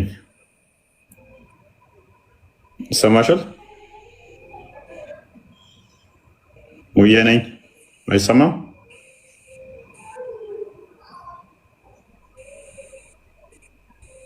ሙዬ አብዱልለጢስ ዛሬ ሙስሊሞች መማር ነው የፈለጉት። ክርስቲያን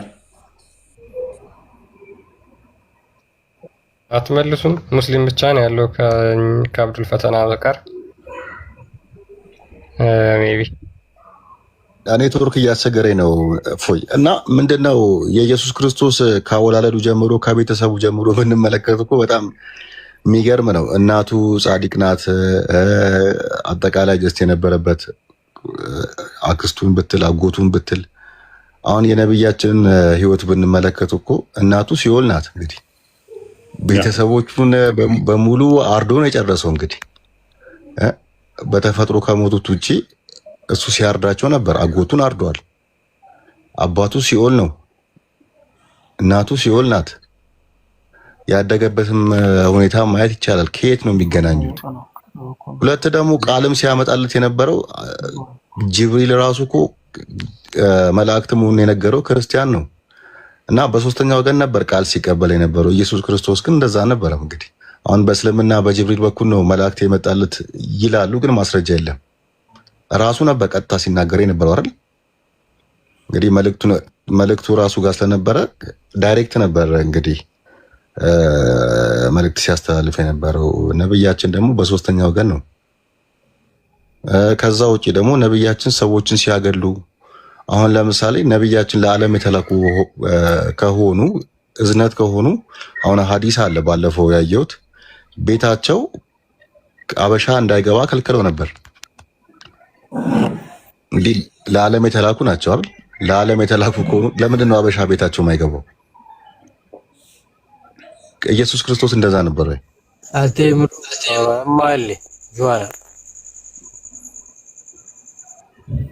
አብዱ ምን ነው ኢሳ መጥቶ ለዓለም አይደል እንዴ? ሲመጣስ እኮ ኢሳም እኮ ለዓለም እኮ ነው አብዱል ፈተና። ምክንያቱም በዓለም ላይ ነው የሚያስተዳድረው። እንደውም እኮ ከመሐመድ ይልቅ ኢሳ ነው ለዓለም መሆን ያለበት። ምክንያቱም በዓለም ላይ እንትንን ተዋግቶ አስቀርቶ ደጃልን ተዋግቶ አሸንፎ ጂዚያን የሚያስቀረው በዓለም ላይ ነው እንጂ በሆኑ ቦታዎች ላይ አይደለም። ስለዚህ በዓለም ላይ ከሆነ ኢሳም የዓለም ነው። እንደገና ደግሞ ለዓለም ምሳሌ ያደረግነህ ይለዋል እኮ ምልክት አደረግነህ ይለዋል። የዓለም ምልክት ነው። ምልክት ብቻ ሳይሆን ደግሞ ዳግም ሲመጣም ደግሞ በዓለም ላይ ነው የሚነግሰው። ለዓለም የተላከ የሚለው ለእሱ ብቻ የሚመጣ አይደለም። ኢሳ እንግዲህ በዚህ መጠን የተነገረለት ከሆነ የእነኛዎቹም ማሰብ ነው፣ የመሐመድን ማሰብ ነው። ምንም ከነሱ የሚበልጥበት ምክንያት እዚህ ጋር ደግሞ አንድ ነገር አስታወስከኝ እፎይ። ላይክ በእስልምና ኢሳ በቦታ የተገደበ ለእስራኤል ህዝቦች የተላከ ነብይ ነው ይባላል። እንግዲህ እንደ እስልምና ማለት ነው። ተመልሶ ሲመጣ ግን ለዓለም የሚሆነው ተሻሽሎ ነው ነብይነቱ። ተመልሶ ሲመጣ ለዓለም ነው የሚሆነው፣ አፕዴት ቨርዥኑ ነው። ስለዚህ ቋቋ አብዱል ፈተና፣ ስለዚህ ኢየሱስ ነብይ ነው ማለት ነው። በነገራችን ላይ አሁን እንዳልከው መጀመሪያ በቦታ የተገደበ ነበር፣ በጊዜና በቦታ የተገደበ ነበር። ነብይ ነው ብለህ መሰከር፣ ነብይ መሆኑን አረጋግጠሃል አይደል? ነብይ ማለት ምን ማለት ነው? አብዱል ፈተና እናንተ አይደል እያወራ ስለነበር? እንደ እስልምናማ ነብይ አይደል እንዴ? ነው እያወዳደርከው። ማለት ምን ማለት ነው? ክርስትና አዳምጠኝ። ነብዩ መሐመድ ለዓለም አልተላከም፣ ቤተሰቦቹን ገሏል። ኢየሱስ ቤተሰቦቹን አልገደለም እያልክ ስታወዳድር ያ አሁን እኮ እንደዛ ያመልከው ነብይ መሆኑን መመስከርህ ነው። ኢማም እንደዛ ብለህ አንተ ይመልስ ያስተምራል። አብዱል ፈተና እኮ ሙስሊም ነው ሲጀመር። ቶፒኩ ከኛ ጋር ነው ውይይቱ የሚሆነው። እሱ ሙስሊም ነው። ሙስሊም አይደል? ማን ነው ሙስሊም ያደረገው? አንተ ነህ ተስለም አይደለም እያለ ሙስሊም ያደረገው ምን? ሙስሊም ለመሆን አሁን ሊሆን እንደ ሙስሊም አሽሃዱ አላ ኢላሀ ኢለላህ ወአሽሃዱ አነ ሙሐመድ ረሱል በጣም ቀላል አይደለም። አይዋ አይደለም ማለት ነው። እኮ አይደለም ካልክ እኮ ይሄው አሁን ልበልልህ ሻሃዳ ልበልልህ አሁን ሊሆን ወይ አለ አይደለም እኮ ልበል። ካላመንክ ልበልልህ ወይ ቀላል አይደል? ዋናው ነገር ኢየሱስ ነብይ ነው።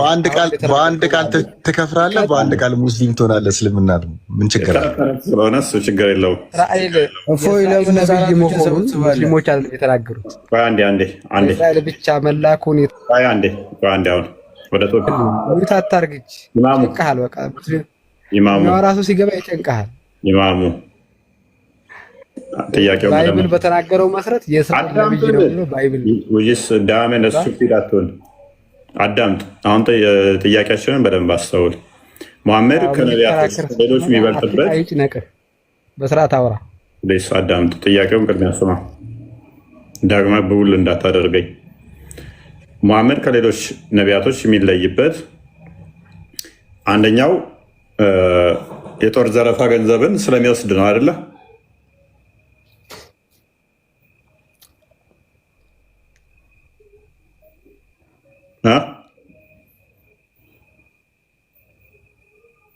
ሰምተሃል እኮ ኢማሙ። ለምን አሁን አፍ በአሚር እንደተጣበቀ ዝም አልክ? ዝም አላልኩም፣ ጨርስ ብዬ ነው ማውራት ስለምትወድ። ጥያቄ እኮ ነው የጠየኩ፣ ጨርሻለሁ። መጀመሪያ ስታወሩበት የነበረው ስታዳምጥ ነበር አይደለ? ኢየሱስ ነብይ ነው ወይስ አይደለም? ነብይ ነው ወይስ አይደለም? ይሄን መልስ። መጀመሪያ ስታወራ ነበር። ጥያቄውን መልስ። የጠየኩህን ርዕሱን ለምን ትቀይራለህ? እያወራችሁ በነበራችሁት ላይ ነው የምንቀጥለው። ምንድን ነው የምትለው? ከስሩንና ተማር። በቃ ላውርድህ ትመልሳለህ። ለምን ትፈራለህ? ጠበቅ ያለ ሰው ሲመጣ አትወድም። የኢማሙ ልጅ ለምን ሲሰራብህ እንደዚህ ትሆናለህ? ነቢይ ማለት ምን ማለት ነው ብዬ ጠይቄው እንኳን አልመለስክም። ነቢይ ማለት በመሰረቱ ሎክ ክርስቶስ ኢሳ ነቢይ መሆኑን አያውቅም እንዴ? አላምነም እንዴ? ምን ዝም ብሎ ቶፒክ ለማሾፍ ነው እንትን ለማለት ነው። አይ አምላክ አይደለም ብሎ ወደኛ ለማምጣት ነው። ነቢይ ማለት ወደፊቱን የሚተነብይ እንደማለት ነው። ክርስቶስ ከነቢያት እንዳንዳንዱ አይደለም። የባህሪ ነቢይ ነው። የሚያውቅ ነው። የባህሪ የሚያውቅ ነው እንጂ እንደ ነቢያት እንዳንዱ አይደለም። ለዚህም ነው የሰው ልጅ ማን ይላሉ ብሎ ጠየቃቸው ራሱ ክርስቶስ በማቴዎስ ወንጌል ምዕራፍ 16 ላይ ቁጥር 13 አካባቢ ጀምሮ ሰዎች እኔን ማን ብለው ይጠራሉ ብሎ ጠራቸው። ክፈተው ክርስቲያን አንዴ። ነቢይ የሚለው እነሱ የሚያስቡት ምንድን ነው? ነቢይ ማለት በቃ እንዴት ብዬ ላስረዳችሁ? አምላክ ያልሆነ በቃ ከዛ በኋላ ምናምን የሚለውን ብቻ ስለሚይዙት ነው። ነገር ግን ነቢይ ማለት ወደፊቱን የሚያውቅ ማለት ነው። ኢየሱስ መልሶታል። ኢየሱስም ወደ ፊልጵስዩስ ቂሳርያ አገር በደረሰ ጊዜ ደቀ መዛሙርቱን ሰዎች የሰውን ልጅ ማን እንደሆነ ይሉታል ብሎ ጠየቃቸው። ከፍ አድርገው። እነርሱም አንዳንዶቹ መጥምቁ ዮሐንስ፣ ሌሎቹም ኤልያስ፣ ሌሎቹም ኤርሚያስ ከነቢያትም አንዱ ነው ይላሉ አሉት። ማን አሉት? መጥምቁ ዮሐንስ ነህ ይሉሃል፣ ኤልያስ ነህ ይሉሃል፣ ኤርሚያስ ነህ ይሉሃል፣ ከነቢይ አንዱ ነህ ይሉሃል አሉት። ከነኚህ ከሶስቱ ካልሆነ ከነቢይ አንዱ ነህ ይሉሃል። ከዛ ቁጥር 15 ላይ እርሱም አለ ክርስቶስ እናንተስ እኔን ማን እንደሆን ትላላችሁ? እንደ ሙስሊሞቹ ከነቢይ አንዱ ነው የምትሉኝ? አሁን እንደመጡት ከነቢዩ እንደ አንዱ ነው የምትሉኝ? ወይንስ ኤርሚያስ ወይንስ ኤልያስ ብላችሁ እንደቀደሙት ሰዎች እሱ ነው እያላችሁ የምትጠሩኝ? ወይንስ ሙስሊሞቹ መሐመድ እንዳስተማራቸው ከነቢያት አንዱ ነው የምትሉኝ? አስቀድሞ ምን ላይ ሰጥቶታል? መሐመድ ነቢይ ነው ከማለቱ በፊት ኢየሱስ ምን አለ? እናንተ ማን ነው ብላችሁ የምትጠሩኝ? ነቢይ ብላችሁ ነው የምትጠሩኝ? ቁጥር 16 ስምዖን ጴጥሮስም መልሶ አንተ ክርስቶስ የሕያው የእግዚአብሔር ልጅ ነህ። ምላሻችን ምንድን ነው? አንተ ክርስቶስ የሕያው የእግዚአብሔር ልጅ ነህ። መሐመድ መጣን? ኖ ክርስቶስ ኢየሱስ የአብ ልጅ አይደለም፣ አምላክ ልጅ አይደለም። ምክንያቱም አላህ ሚስት የለውም ልጅ እንዲኖረው። ይህንን ደግሞ ማን ነገረው?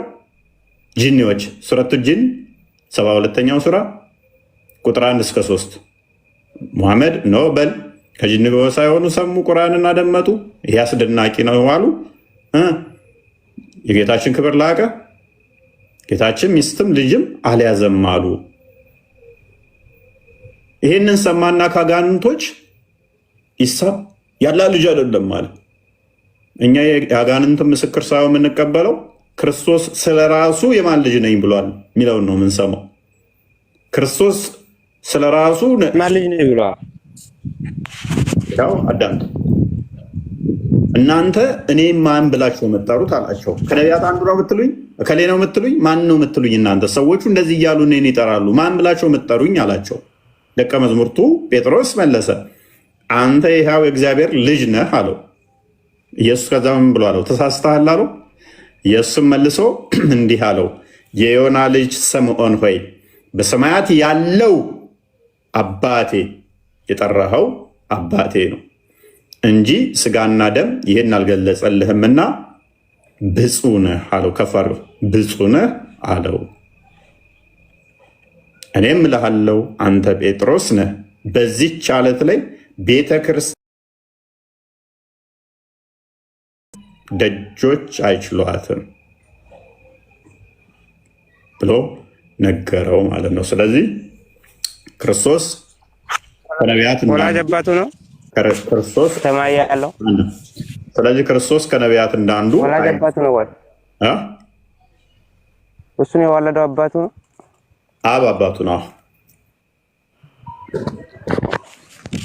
ሰላም አብ ነው የወለደው እሱን በሚገባ የአብ ልጅ ነው። አባቴ እያለ እኮ ነው። መስራጃ ያው አባቴ እያለ እኮ ነው። ሰላም ግሩፖች ሰላም እንዴት ነሽ? ቆይሻ እንዴት አባቱ ይሆናል?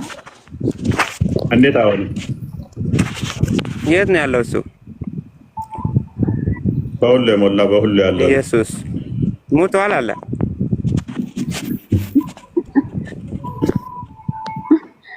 በስጋ ክርስቶስ ሕያው አምላክ ነው። ስለዚህ በስጋ ሞቶ ተነስቷል።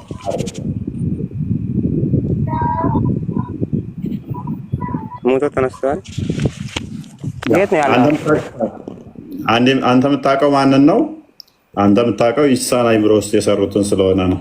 ኤኒዌይስ ስለዚህ የመጀመሪያው ጥያቄ የዛኛው ተመልሷል። ወደ ቶፒኩ መመለስ ትችላለህ ክርስቲያን። አልአማሉ ጥያቄውን ሰምተዋል? መጀመሪያ ስንጠይቅ የነበረው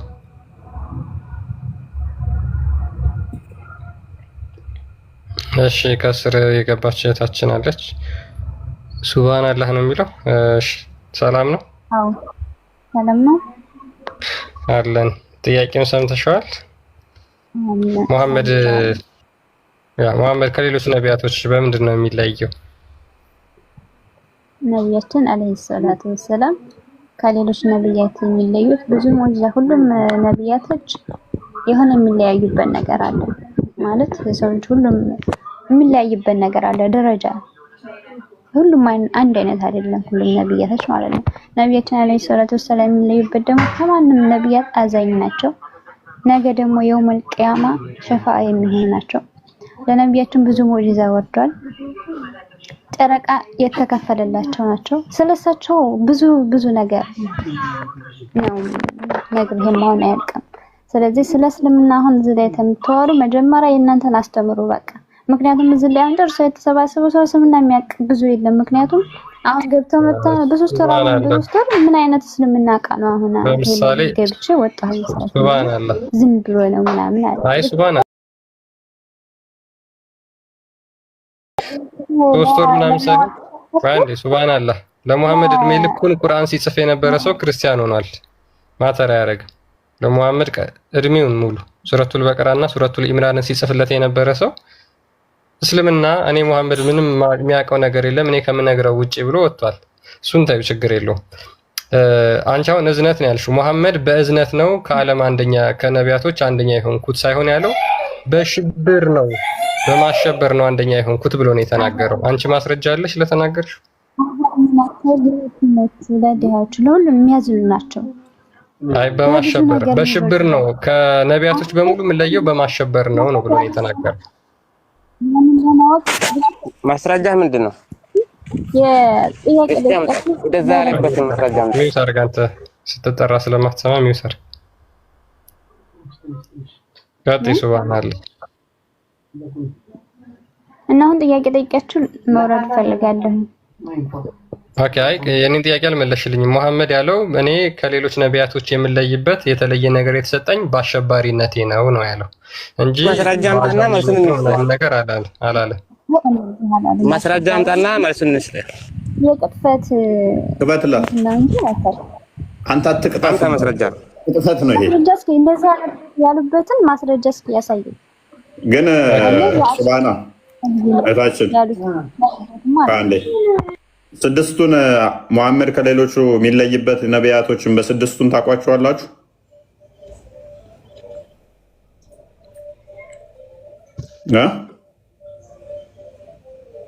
አታቋቸውም ቀጥልሽ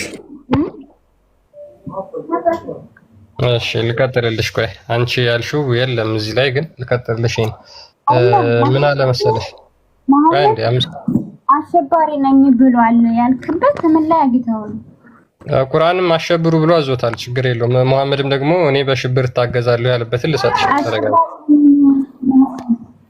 ኮል ልሰጥሽ ነው ቆይ ሳይ ሙስሊም ይሄው ልሰጥሽ ነው ሳይ ሙስሊም ምን ላይ ነው ያገኘው ሳይ ሙስሊም ታውቂዋለሽ ሐዲስ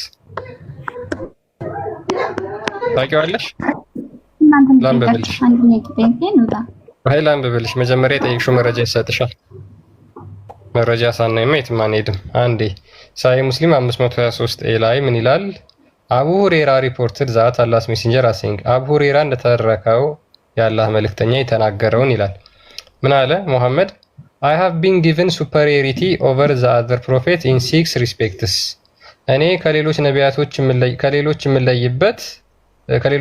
የምለይበት 6 ነገሮች ተሰጥቶኛል አለ ሙሐመድ ሲናገር ኦኬ ምንም እንላቸው so የመጀመሪያው ምንድነው I have been given a word which are concise but comprehensive in meaning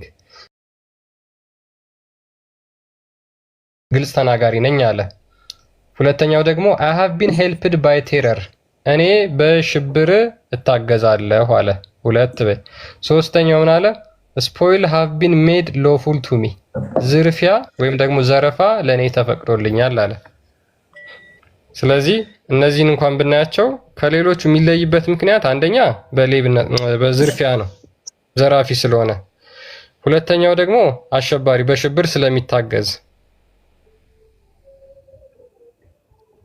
በእነዚህ ነው የሚለየው ሙሐመድ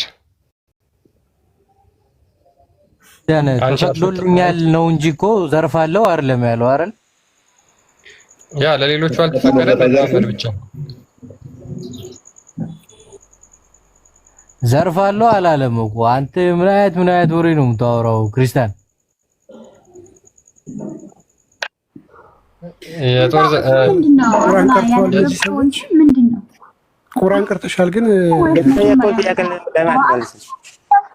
ወይስ ምንድነው እሱ? ወይስ ማንስ ቁርአን ቀርተሽ ታውቂያለሽ? ቁርአን ቀርተሽ ታውቂያለሽ? ወይ ደግሞ ሱራ ሰጅዲ ሱረቱል አንፋልን ቀርተሽ ታውቂያለሽ? ለማየም ስለሚመቅራትና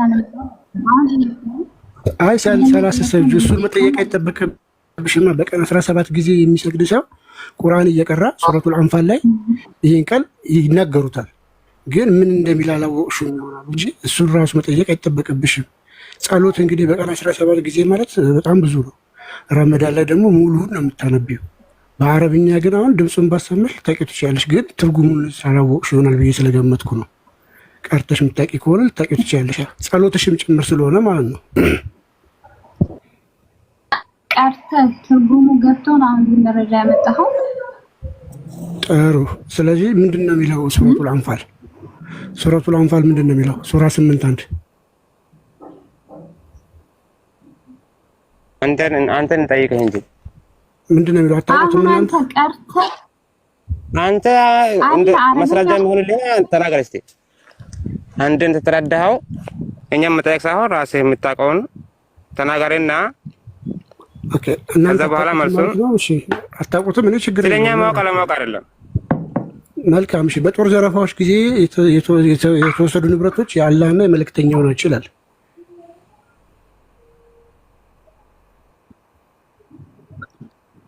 የተዘረፉ ንብረቶች የአላህና የመልእክተኛው ናቸው ይላል።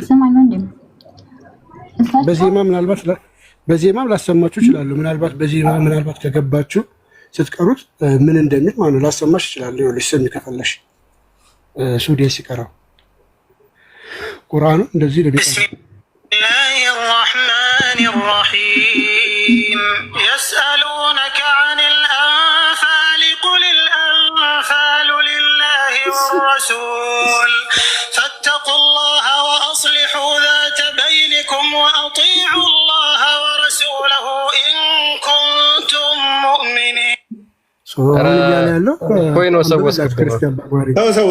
ድገመኝ። ልክ የሆነ አምላኩን እያመሰገነ አይመስልም? ድገመኝ በእናትህ ድገመው። ቃል እስኪ ምን ማለት ነው? ቃል በእናትህ ክፈተው። ቁርአን የልብ መድኃኒት ያ አንጀቴን አራስ የታመመ ልብ ያድናል። በእናትህ ትርጉሙን ሳታውቅ ዝም ብለህ ማለት ነው አባቴ። ትርጉሙን አሁን የከፈተው ምንድን ነው የሚለው? ከጦር ዘረፋ ገንዘቦች ይጠይቁሃል። ትርጉሙ አሁን የከፈተው ማለት ነው። አረብኛው ምን ይላል? ከጦር ዘረፋ ገንዘቦች ይጠይቁሃል። የዘረፋ ገንዘቦች የአላህና የመልእክተኛው ናቸው። ስለዚህ አላህን ፍሩ። ይኸው በአማርኛው ይሄ ነው። እኔ አላህ የጦር ዘረፋ ገንዘብ ምን ያደርግለታል? ያው ለሙሐመድ ለኔ ነው እያለ ሲቀጥል መሐመድ እኮ ሞቷል ኦልሬዲ። እና ይሄንን እናንተ አሁን ራሱ መረጃ አምጣ ብላችሁ መጠየቃችሁ ይሄንን እንግዲህ ቁርአን እስከዛ ኢየሱስ እንኳን ሞተ የለ እንደ አንተ ፈጣሪ ብለህ የምታምነው ሰው እንጨት ሞቷል። እንጨት መጨረሻ ነገር ምንድን ነው? ሙዬ ተወጫለሽ ከእስልምና ከእስልምና ሰማይና ምድርን ታማኝ ነገር ጌት መገናኝ ወንድም አንድ ነገር እንጠየቅ። ተረጋጉ። መሐመድ እኮ ፍጡር ነው። ቢሞትስ? ተረጋጉ። ለምን አትረጋጉም? የፈጠረው ፈጣሪ ሞቷል ትላለህ። አትታችሁ ተረጋጉ። ላስወርዳችሁ ነው ያለው። ይፎይ ተረጋጉ። ወንድና ሴት እኩል ነው። ወንድና ሴት እኩል ነው። መጽሐፍ ቅዱስ ገላትያ ምዕራፍ 3 ቁጥር 28 ላይ በክርስቶስ ሁላችሁ ወንድ ሴት የለም፣ ጨዋ ባሪያ የለም ይላል። ወንድና ሴት አንድ ነው። ሱራ 4:34 ላይ አላህ ከፊሉን በከፊሉ ላይ አስበልጧል። ይሄም ባሎቻችሁ ለሚስቶቻቸው ገንዘብ ስለሚሰጡ። ስለዚህ ማስረጃ እየጠቀስኩ ነው፣ አዳምጪ። ከፊሉን በከፊሉ አበላልጧል። ይሄም ወንዶች ለሴቶች ገንዘብ ስለሚሰጡ ወንዶች የበላይ ናቸው ይላል። ሱራ 4:34 ላይ የእኛን ጠየቅሽን። ገላትያ ምዕራፍ 3 ቁጥር ከ26 ጀምረሽ እስከ 28 በክርስቶስ ሁሉ ሰው እኩል፣ ወንድ ሴት የለም፣ ጨዋ ባሪያ የለም፣ አንድ ሰው ነው። ወንድና ሴት አሁን አንድ እኮ ወንድና ሴት አንድ ነው ወይ ብዬ ነው ጠየቁኩ። አንድ የሚለው ምንድን ነው? እሱ እየነገርኩሽ እኮ ነው። ባሪያ፣ ጨዋ፣ ንጉስ፣ ጌታ ወይ አዳምጪ የሚባል የለም። በክርስቶስ ሁላችን ሰው ነን። ከሌ እንዲህ ነው ከሌ እንዲህ የግሪክ ሰው እንትን ሰው የሚባል የለም። ሁላችን በክርስቶስ ምንድነው? ሰው ነን። በቃ ወንድ ሴት የሚባል እንደ እስልምናው ግን ትፈትላትሽ በቃ ሙናዬ ሙናዬ ሙናዬ ሙናዬ ሙናዬ ገላትያ 3:8 ሙናዬ ብላ ትካበድ እኮ ነው። ጥያቄ ነው እየጠየቁ ሙዬሽ ወንድና ሴት እኮ ነው። ሴት ነው አንተ ወንድ ነው ማን ነው አንደኛ ብለው ነው የሚጠየቁ እኮ ላሳይሽ ነው። እሺ ኦኬ ሎክ ከክርስቶስ ጋር አንድ ተሆኑ ቁጥር 28 አይሁዳዊ ወይንም የግሪክ ሰው የለም። በደንብ ጠያቄሽን በመጽሐፍ ቅዱስ ልመልስልሽ። አይሁዳዊ ወይንም የግሪክ ሰው የለም፣ ባሪያ ወይንም መጽሐፍ ቅዱስ አልጠየቁም። አንተ ነው ጠየቁ መጽሐፍ ቅዱስ። የእኔ መመሪያ ደግሞ መጽሐፍ ቅዱስ ነው። የኔ ቆንጆ፣ የኔ ውድ ተረጋጊ። ከራሴ ከኪሴ አልመልስም።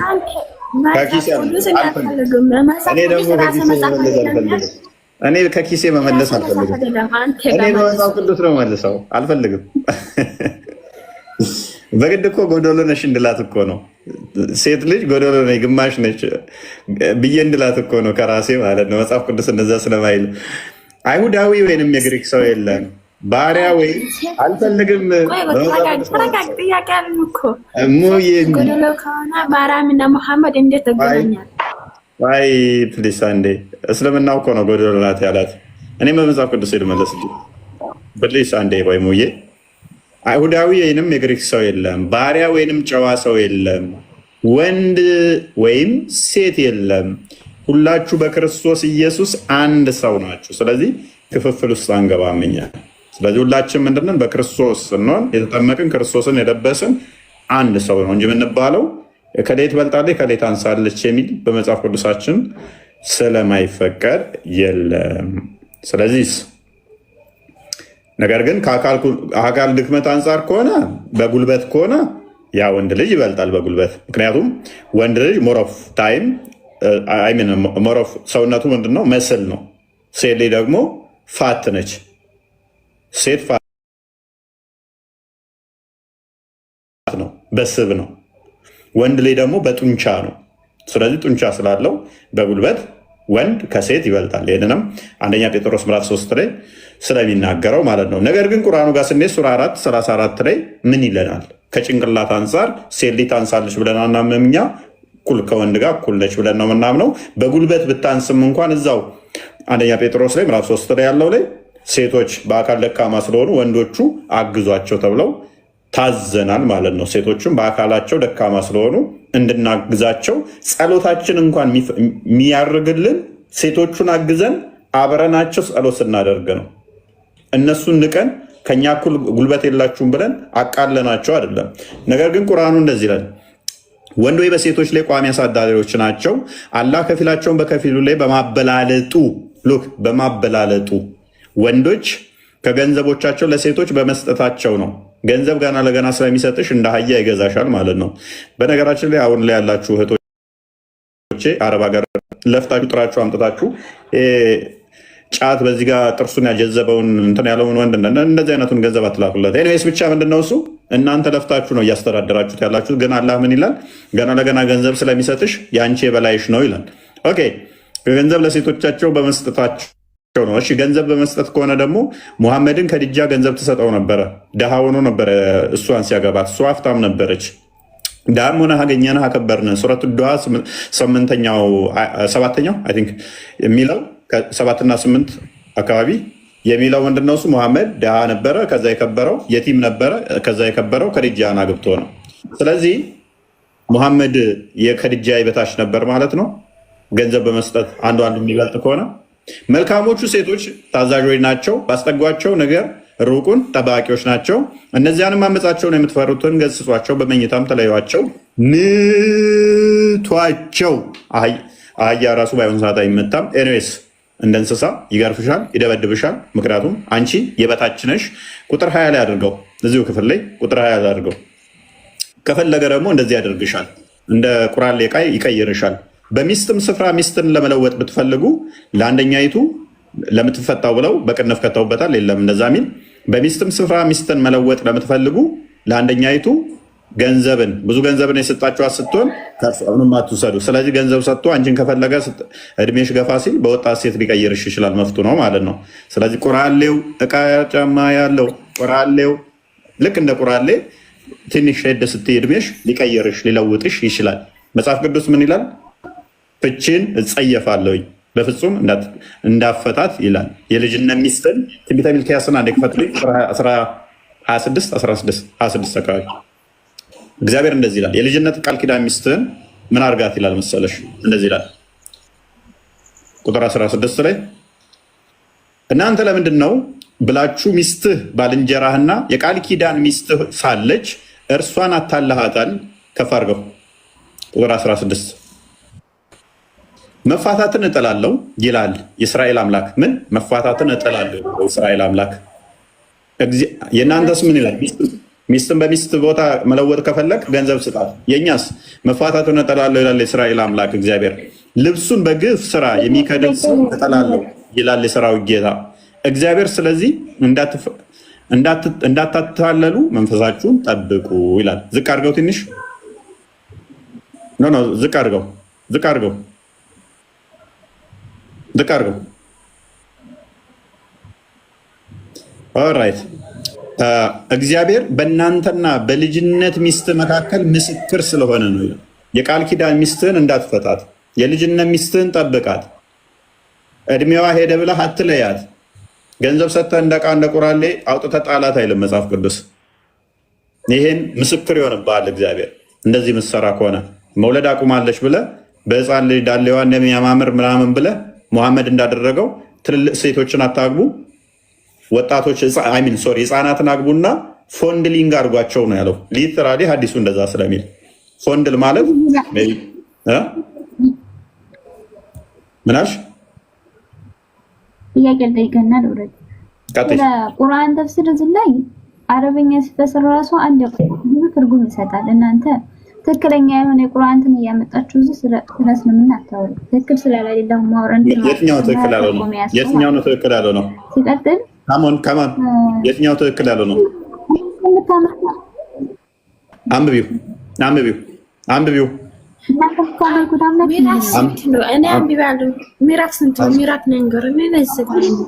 ሱረቱ ኒሳ ቁጥር 4 ላይ ውሸት ነው ካልሽ አንብቢና ዋርጂ ነው 2300 ሰው ፊት አንብቢ። ቁርአን ውሸት ነው ወላሂ፣ ቁርአን ውሸት ነው። ቁርአን ውሸት ነው ወላሂ ብላለች። ጎበዝ ሙዬ። የጅብ ችኩል ቀንድ ይነክሳል ነው ይባላል። ቁርአን ውሸት ነው አላልኩም። ጎበዝ ቁርአን ውሸት ነው ሲጀመር። በውሸት ሃይማኖት ተገነባ ውሸት ነው የምታወሩት። አማይ ሃይማኖት አይደለም ወንድሜ፣ ቁርአን ይሄ ውሸት ነው አላልኩም። ቁርአን ነው ውሸት።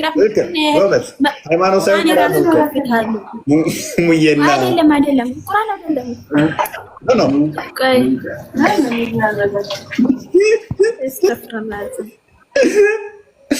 ትወጫለሽ ሙዬ፣ ከእስልምና ትወጫለሽ። ቆንጆ ልባለሽ ትወጫለሽ። አይምሮሽን ትንሽ ተጠቀሚ፣ ትወጫለሽ። ቆይ ችግር የለውም።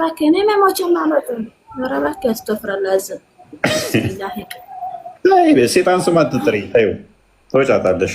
ምንድን ነው አሁን ጥያቄሽ? ቁርአን ውሸት ነው ብለህ ራሱ ብትዋል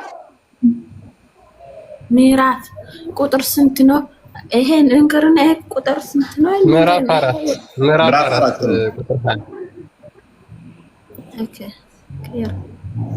ያን ነው ከሌለ ይኸውልሽው ነይና ዋርጂን በፈለግሽው ቀን ምዕራፍ 4 ቁጥር 20 እና ምዕራፍ 4 ቁጥር 34 ነው የጠቀስነው። አኗሽም እኛ ክርስቲያን ነን። እንደዛ 6ኛ ክፍል እንዳቋረጡ ኡስታዞቻችሁ ቀጣፊ አይደለንም እኛ።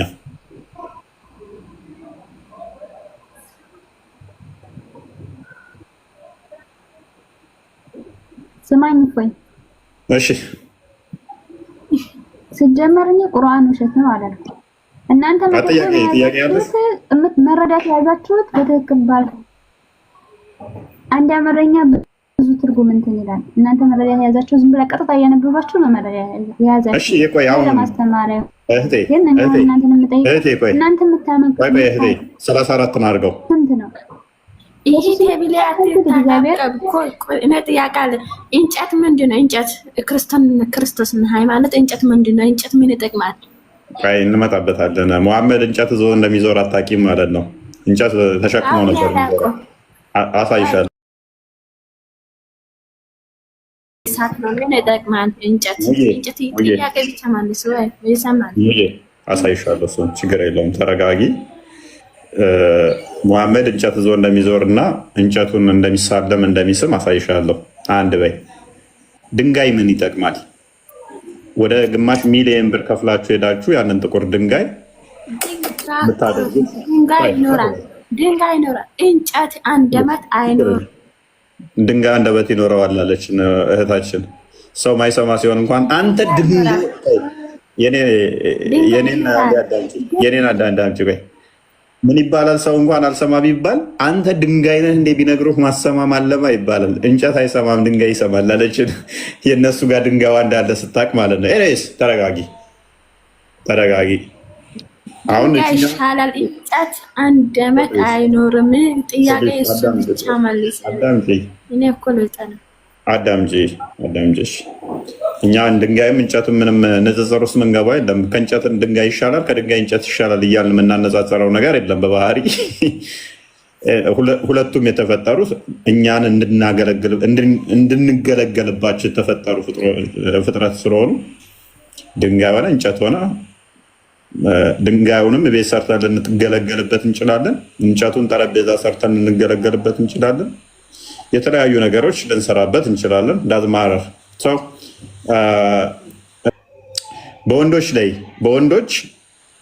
ወንዶች በሴቶች ላይ ይላል። ወንዶች በሴቶች ላይ ማለት ግልጽ ነው። ቋሚ አሳዳሪ ናቸው ይላል። እንደ እስልምና እንደ ሸሪያው አሳዳሪ ሴቷ ነች፣ ወንዱ ነው?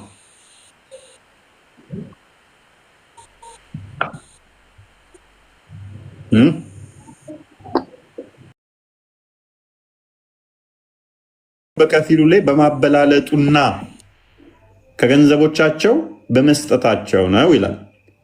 ማበላለጥ የሚለውን አሁን በምን ትተረጉሚዋለሽ? እሺ ማበላለጥ አንድ ነው በቃ። ስለዚህ አላ ገንዘብ ገና ለገና ባልሽ ስለሚሰጥሽ የበላይ አድርጎታል ባልሽን። ፍቺ እንኳን መጠየቅ ባይዘ ትልቅ እንትን ፍቺ እንኳን ብትጠይቅ የገነት ሽታን አታገኝም ነው የሚለው። ወንዱ ግን ከፈለገ ገንዘብ መስጠት ብቻ የሚጠበቅበት፣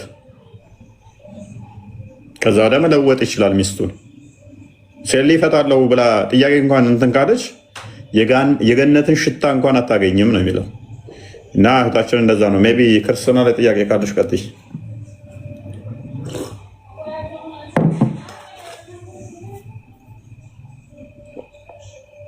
ኦኬ ወጣሽ። ሙዬ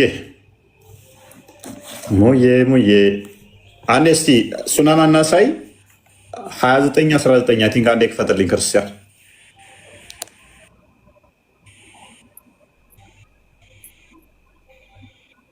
አንድ ነገር ትዝ አለኝ።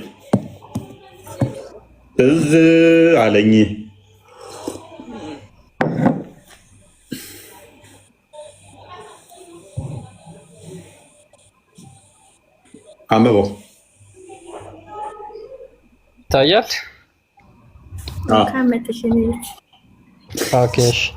ማነች አንቺ ቤት የመጣችው?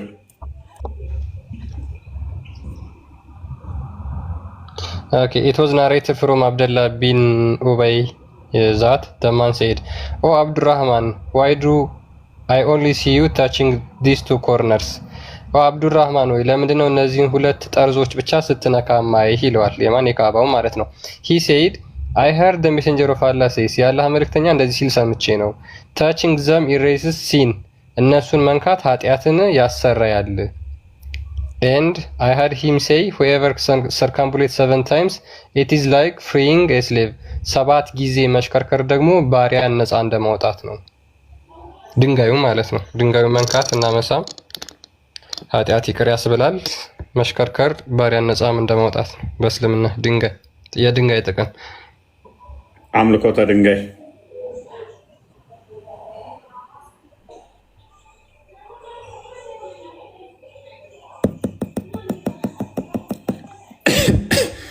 እና ቢበቃንስ እናንተ ሰዎች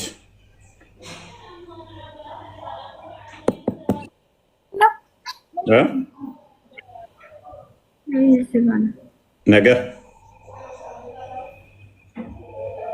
ምንድን ያለችው አልተሰማችሁም? ልጅ ታባ ነው ነገ ነኝ በቃ ሙና በዛሬ በቃ ነው። ሙዬ ምን ማለት ነው? ሙዬ ማለት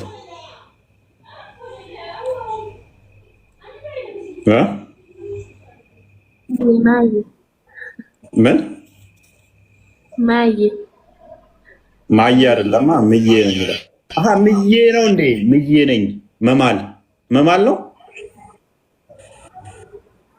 ማየነን ከሐላባ የሐላባዊ ኦኬ፣ ሐላባ ስም ነው። ምን ትርጉሙ ምን ማለት ነው? ሐላባ ቤርህ ነው። አራባንማ አውቃለሁኝ ነው። ማየ ማለት ትርጉሙ ምንድን ነው? ማየ መዲና ነው የሚል ነው እንዴ? ሐላባ ጓደኛ አለኝ አብሬው የተማርኩት ማለት ክርስቲያን ነው። ሙስሊም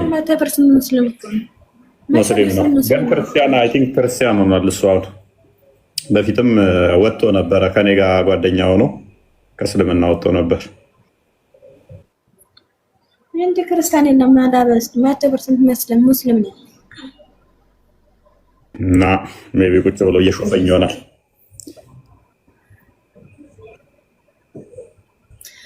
እና ለዛሬ ደህና እደሩ፣ ነገ እንገናኝ አይሻልም? መልካም ቆይታ። እሺ በርቺ፣ ደህና እደሩ። አብዱ ከዲር አብዱልአዚዝ መልካም አዳር። እንቅልፍ የለም እንዴ አብዱል ካዲር? ኢትዮጵያ ነህ? በዚህ ሳልተኛ ነው እንዴ? እና አልመሸም እንዴ? 6 ሰዓት ገና ነው። አሁን 6 ሰዓት ማለት 6 ሰዓት እንተኛ።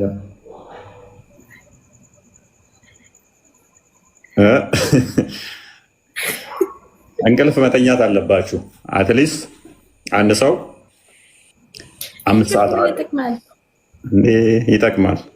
ምን አለ መሰለሽ ሆርሞኖች አሉን። ስትረስ ሆርሞን አለ እና እንቅልፍ ማተኝ ከሆነ ያ ሆርሞን እየጨመረ ይመጣል። የስትረስ ሆርሞን ከባድ ነው፣ ጭንቀት ውስጥ ይከትሻል።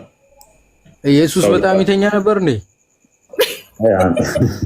አብዱ ተረጋጋ። ቆይ አላህ ለምሳሌ አሁን ተኝቶ ነው ያለው። አላህ ተኝቶ ነው ያለው። ተነስቷል። ማንም የሚቀሰቅሰው ከሌሊቱ 9 ሰዓት ገና ነው። እኛ ሙስሊሞች ገና ነው የምንተኛው። ገና ነው የምንተኛው። ደስ ይላል። መቼ የምትተኙት?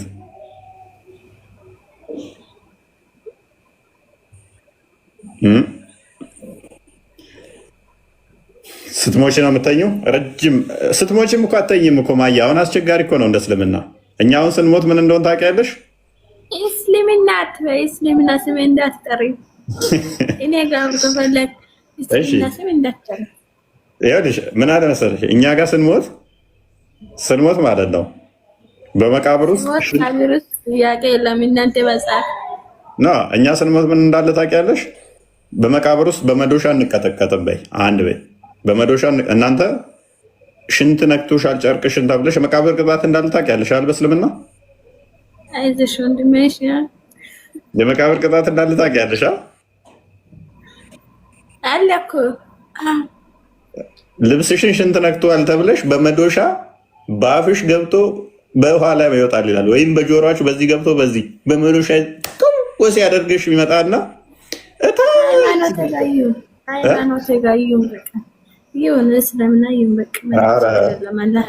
መቃብር ውስጥ አስበሽዋል? ስትጮሂ ዋይ እያልሽ ይጮሃሉ እኮ ይላል። እና አላህ አንድ ነው። እስልምና መንገድ አንድ እኮ ነው። የምር ማየ ይሄ የምር ቀልድ ነው፣ ቀልድ ነው። ገና ለገና ሽንት ቤት ስትገቢ ሽንት ነክቶሻል ብሎ እኮ እንዲህ የሚቀጠቅጥሽ ገና ለገና ሽንት ነክቶሻል ብሎ ሽንት ስሸኝ ጨርቅሽን ነክቷል። ፈስሽን ጸሎት ሰላት ላይ ሆነሽ ፈስሽን ከፈሳሽ ጸሎትሽ ተቀባይነት የለውማ። ቆይ ቃብር ውስጥ ጥያቄ ያለው እኮ ጥያቄ ካለ መረቡ ከሌለ ምንድን ነው የምትለው? አይጠይቅም ትላለህ። ከዚህ በፊት ተናግረ እኛ እንጠየቅማ ማየ እኛ ይኸውልሽ በጌታ ካምንስ በጌታ ፍርድ የለብንም። ጓደኛሽ ምንድን ነው የምትለው? እህትሽ ነች? ምን አለች? አሁን ምንድን ነው አንስትር እየሰማን ነው። እኛ ይኸውልሽው ፍርድ የለብንም። በጌታ ካመንን አሁኑን ነፃ እንሆናለን። በቃ የምን መቃብር ገና ሽንትን ሸንተሃል።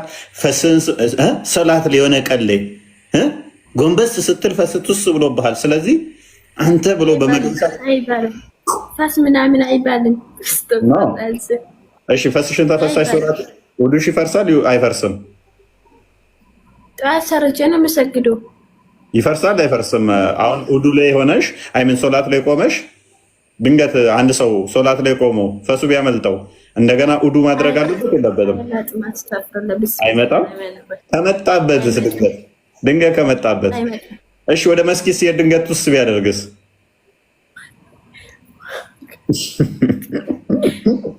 ይህ ቆይ ልሻው አየር ነው። እህታችን ፈስ ጋዝ ነው። ያ በአንጀታችን ውስጥ ያለ ጋዝ ልክ በአፋችን በአፍንጫችን እንደምናወጣው በዛም ይወጣል። ኖርማል፣ ይሄ ተፈጥሮ ነው።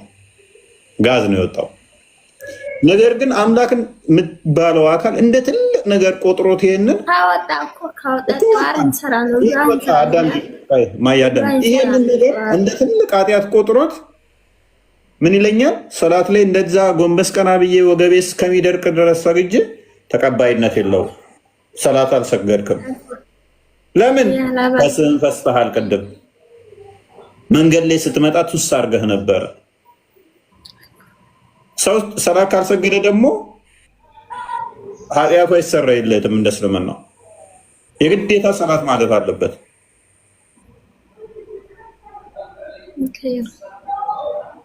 ደግሞስ በመቃብር ውስጥ ደግሞ ሰላት አጓድለሃል እንደዚህ አታደርግም መስራት ተብሎ ከዛ ደግሞ ፌሮ በዚህ ገባና በኋላ ይወጣበታል። በመዶሻ ይቀጠቀጣል። ሽንት ነክቶሃል ተብሎ ይመታል። ጥያቄ ለምን ማለት ነው? እኔ አልገባኝም እኮ ይጠይቃል።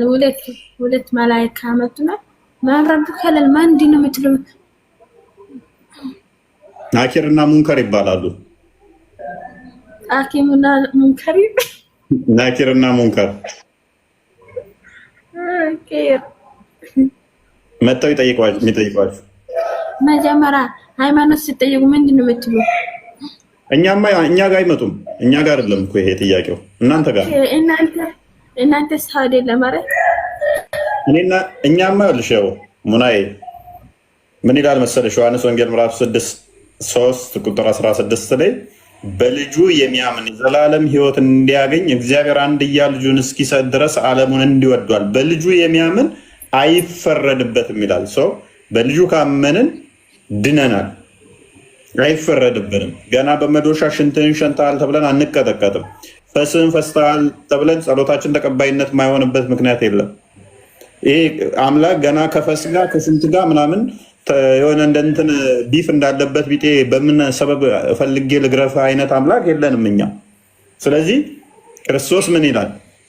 እኔ ትንሣኤ ሕይወት ነኝ፣ የሚያምንብኝ ቢሞት እንኳን ሕያው ይሆናል፣ ሕያው የሆነ ለዘላለም አይሞትም ይላል ዮሐንስ ወንጌል ምዕራፍ 11 ቁጥር 25-26። ስለዚህ በእርሱ ስታምኝ የዘላለም ሕይወት ታገኛለሽ። የምን ገና ሽንት ነካሽ? የምን ፈስሽን ፈሳሽ? ለምን እንደዚህ ብለሽ ስታዛጊ ሴጣን አፍሽ ውስጥ ይገባል? እንደዚህ አይነት ተረት ተረት እኛ ጋር የለም። በልጁ መኝ ትድኛለሽ፣ በእርሱ የሚያምን አያፍርምና ይላል።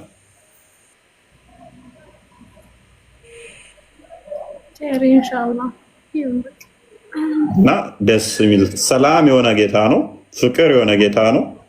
ገና ቢፍ እንዳለበት የሆነ ቂም እንዳለበት ቢጤ ምን ሰበብ ፈልጌ ቆይ ልምታት፣ ቆይ ላስታውስ ይላል። የዛሬ 20 ዓመት አካባቢ ሽንት ቤት ስትገቢ ጨርቅሽን ሽንት ነክቶሻል። አንቺ እኮ በ80 ዓመትሽ ነው የሞትሽው። በ20 ዓመትሽ ላይ ሽንት ቤት ስትገቢ ጨርቅሽ ሽንት ነክቶታል ብሎ ይገርፍሻል። ስትሞች በ80 ዓመት ከ60 ዓመት በፊት የነበረን ማለት ነው ታሪክ አስታውሶ የዛሬ 40 ዓመት አካባቢ ላይ ሽንት ነክቶሻል፣ ሽንት ነክቶሃል። መቼ ረስተዋል አንተ ታሪኩን? ከ40 ዓመት በፊት የሆነ ቦታ ሽንት ፉሽ ስታደርግ ነክቶህ ነበረ። የረሳውን ለመሰለ እንዴ አለቅም ይላል። ከዛ በመዶሻ ትልቅ እየተራራ ነው የሚለው እኮ ትልቅ እየተራራ አንጥቶ ጭንቅላታቸው ላይ ይፈጭባቸዋል። ጭንቅላታቸው ይፈጫቸው። እንጨት ጥያቄ መልሽ። እንጨት ምንድን ነው? ክርስቶስና ሃይማኖት የምን እንጨት ነው? እንጨት እኮ ኢየሱስ ይሸክማል። ምን ለምንድን ነው እሱ ነገር? ይሄ ጥያቄ እሱ ምንድን ነው? እሱ መልካም ክርስቶስ በእንጨት የተሰቀለው ሎክ በእንጨት የተሰቀለው ሁሉ የተረገመ ነው ተብሏል እና ክርስቶስ ለእኛ እርግማን ሆነ ይላል። ከእርግማን ነፃ ሊያወጣን ምን ሆነ? የእኛን ዕዳ በደል ተሸከመና ሆኖ ሳለ አብዱላዚዝ እንደሚታርገው እሱ ነፃ ሆኖ ሳለ ልክ እሱ ነፃ ሆኖ ሳለ ነገር ግን የእኛን ዕዳ ተሸከመና በእንጨት ላይ ተሰቀለልን። ወንጀለኞች ኃጢአተኞች የሚሰቀሉበት ነበረ ያ መስቀል እንጨት። ነገር ግን እኛን ከዕዳ ነፃ ሊያወጣን ሔዋንና አዳም ከእንጨት ላይ ወስደው በሉ። ያም ኃጢአት መጣባቸው፣ ለሰይጣን ተገዥ ሆኑ። ክርስቶስ ደግሞ በስጋ ተገለጠ። ዮሐንስ ወንጌል ዮሐንስ በመልእክቱ አንደኛ መልእክቱ ላይ ምዕራፍ 3 ላይ ስትመለከቺ የእግዚአብሔር ልጅ በስጋ ተገለጠ የሰይጣንን ስራ ሊያፈርስ ይላል። ዕብራውያን ምዕራፍ 2 ቁጥር 15-16 በተመሳሳይ በስጋ የተገለጠው የሰይጣንን ስራ ሊያፈርስ ነው። ሰይጣን ደግሞ ሰውን ያሳሳተው የመጀመሪያይቱ ሔዋንን ያሳሳታት ከእንጨት ላይ ከዕፀ በለስ ላይ ቆርጣ እንድበላ በማድረግ ነው። እንጨትን ያንን ዕፀ በለስን ምን በማድረግ ከዛ ቆርጣ የተከለከለችውን እንድበላ በማድረግ እንድወድቅ አደረጋት ማለት ነው። ሞት በሰው በኩል በዛ ምክንያት በኃጢአት በኩል መጣብን ማለት ነው። ያ የመጣብን ሞት ክርስቶስ ስለዚህ በዛው እሷ በተሳሳተችበት በወደቀችበት በእንጨት ተሰቀለና እሺ እኛን ዕዳችንን ከፈለና ነፃ ወጣን ማለት ነው። ስለዚህ ለእኛ እንጨት ምንድነው? እሱ ክርስቶስ ለእኛ ደሙን ያፈሰሰበት ቤዛ የሆነበት ካሳ የተካሰልን በዛ ነው። ድነትን ክርስቶስ በመስቀል ላይ ሆኖ እኛ ስቀል ነው ሲሉ እሱ ግን ለእኛ ተሰቅሎ እነሱ ቀጣ ነው ሲሉ እሱ ግን ስለኛ ሞቶ የእኛን ዕዳ የእኛን በደል ተሸክሞ ነፃ ወጣን። የትኛውም ዕዳ የለብንም። አሁን ምንም ዕዳ የለብንም፣ ተከፈለልን። ምንም ደም እናፈሰው የለም፣ ማንንም እናርደው የለም፣ ምንም እናርደው የለም። ስለዚህ በክርስቶስ እንገባለን። በሱ በማመን እሱን በመከተል እሱ የከፈለልንን ዋጋ አሜን ብለን በመቀበል ያንን እናገኛለን። ስለዚህ መስቀሉ ስለኛ ክርስቶስ የተሰቀለበት ነው። በዛ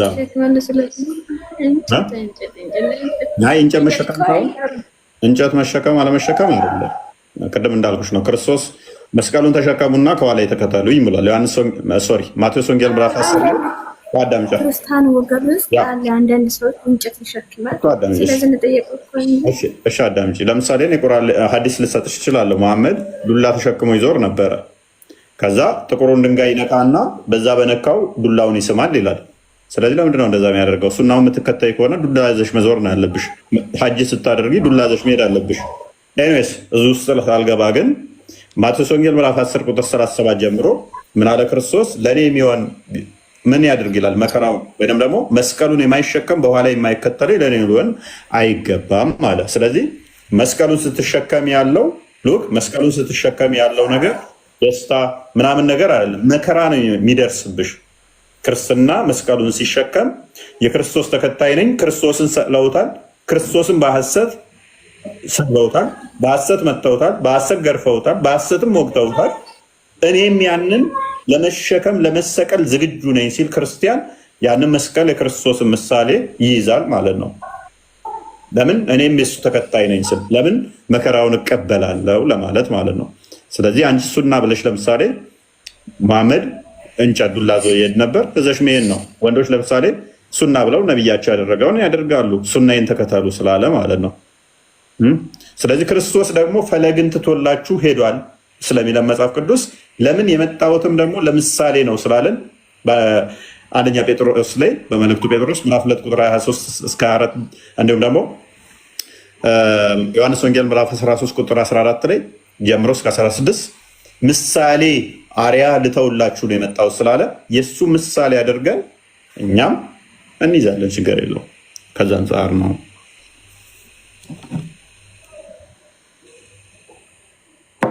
ብንተኛ ስናት ሰዎች ቢበቃንስ? አሁን አስራባችሁኝ ራስ አልበላ ነው የገባሁት ላይ ችግሬ መተኛት እንችላለን። ጥያቄ ነበረኝ፣ ለዛ ነበር የገባሁት፣ ግን ጊዜ አልተገኘም። ነገ እንቀጥላለን። እሺ ቴንክ ዩ። ነገ ይሁን። ድምጽ ይሰማል? ይሰማል። አዎ። ማታ ወይስ ቀን? ማታ ላይ ይሁን። ማታ ስንት ሰዓት? ማታ ከ3 ሰዓት በኋላ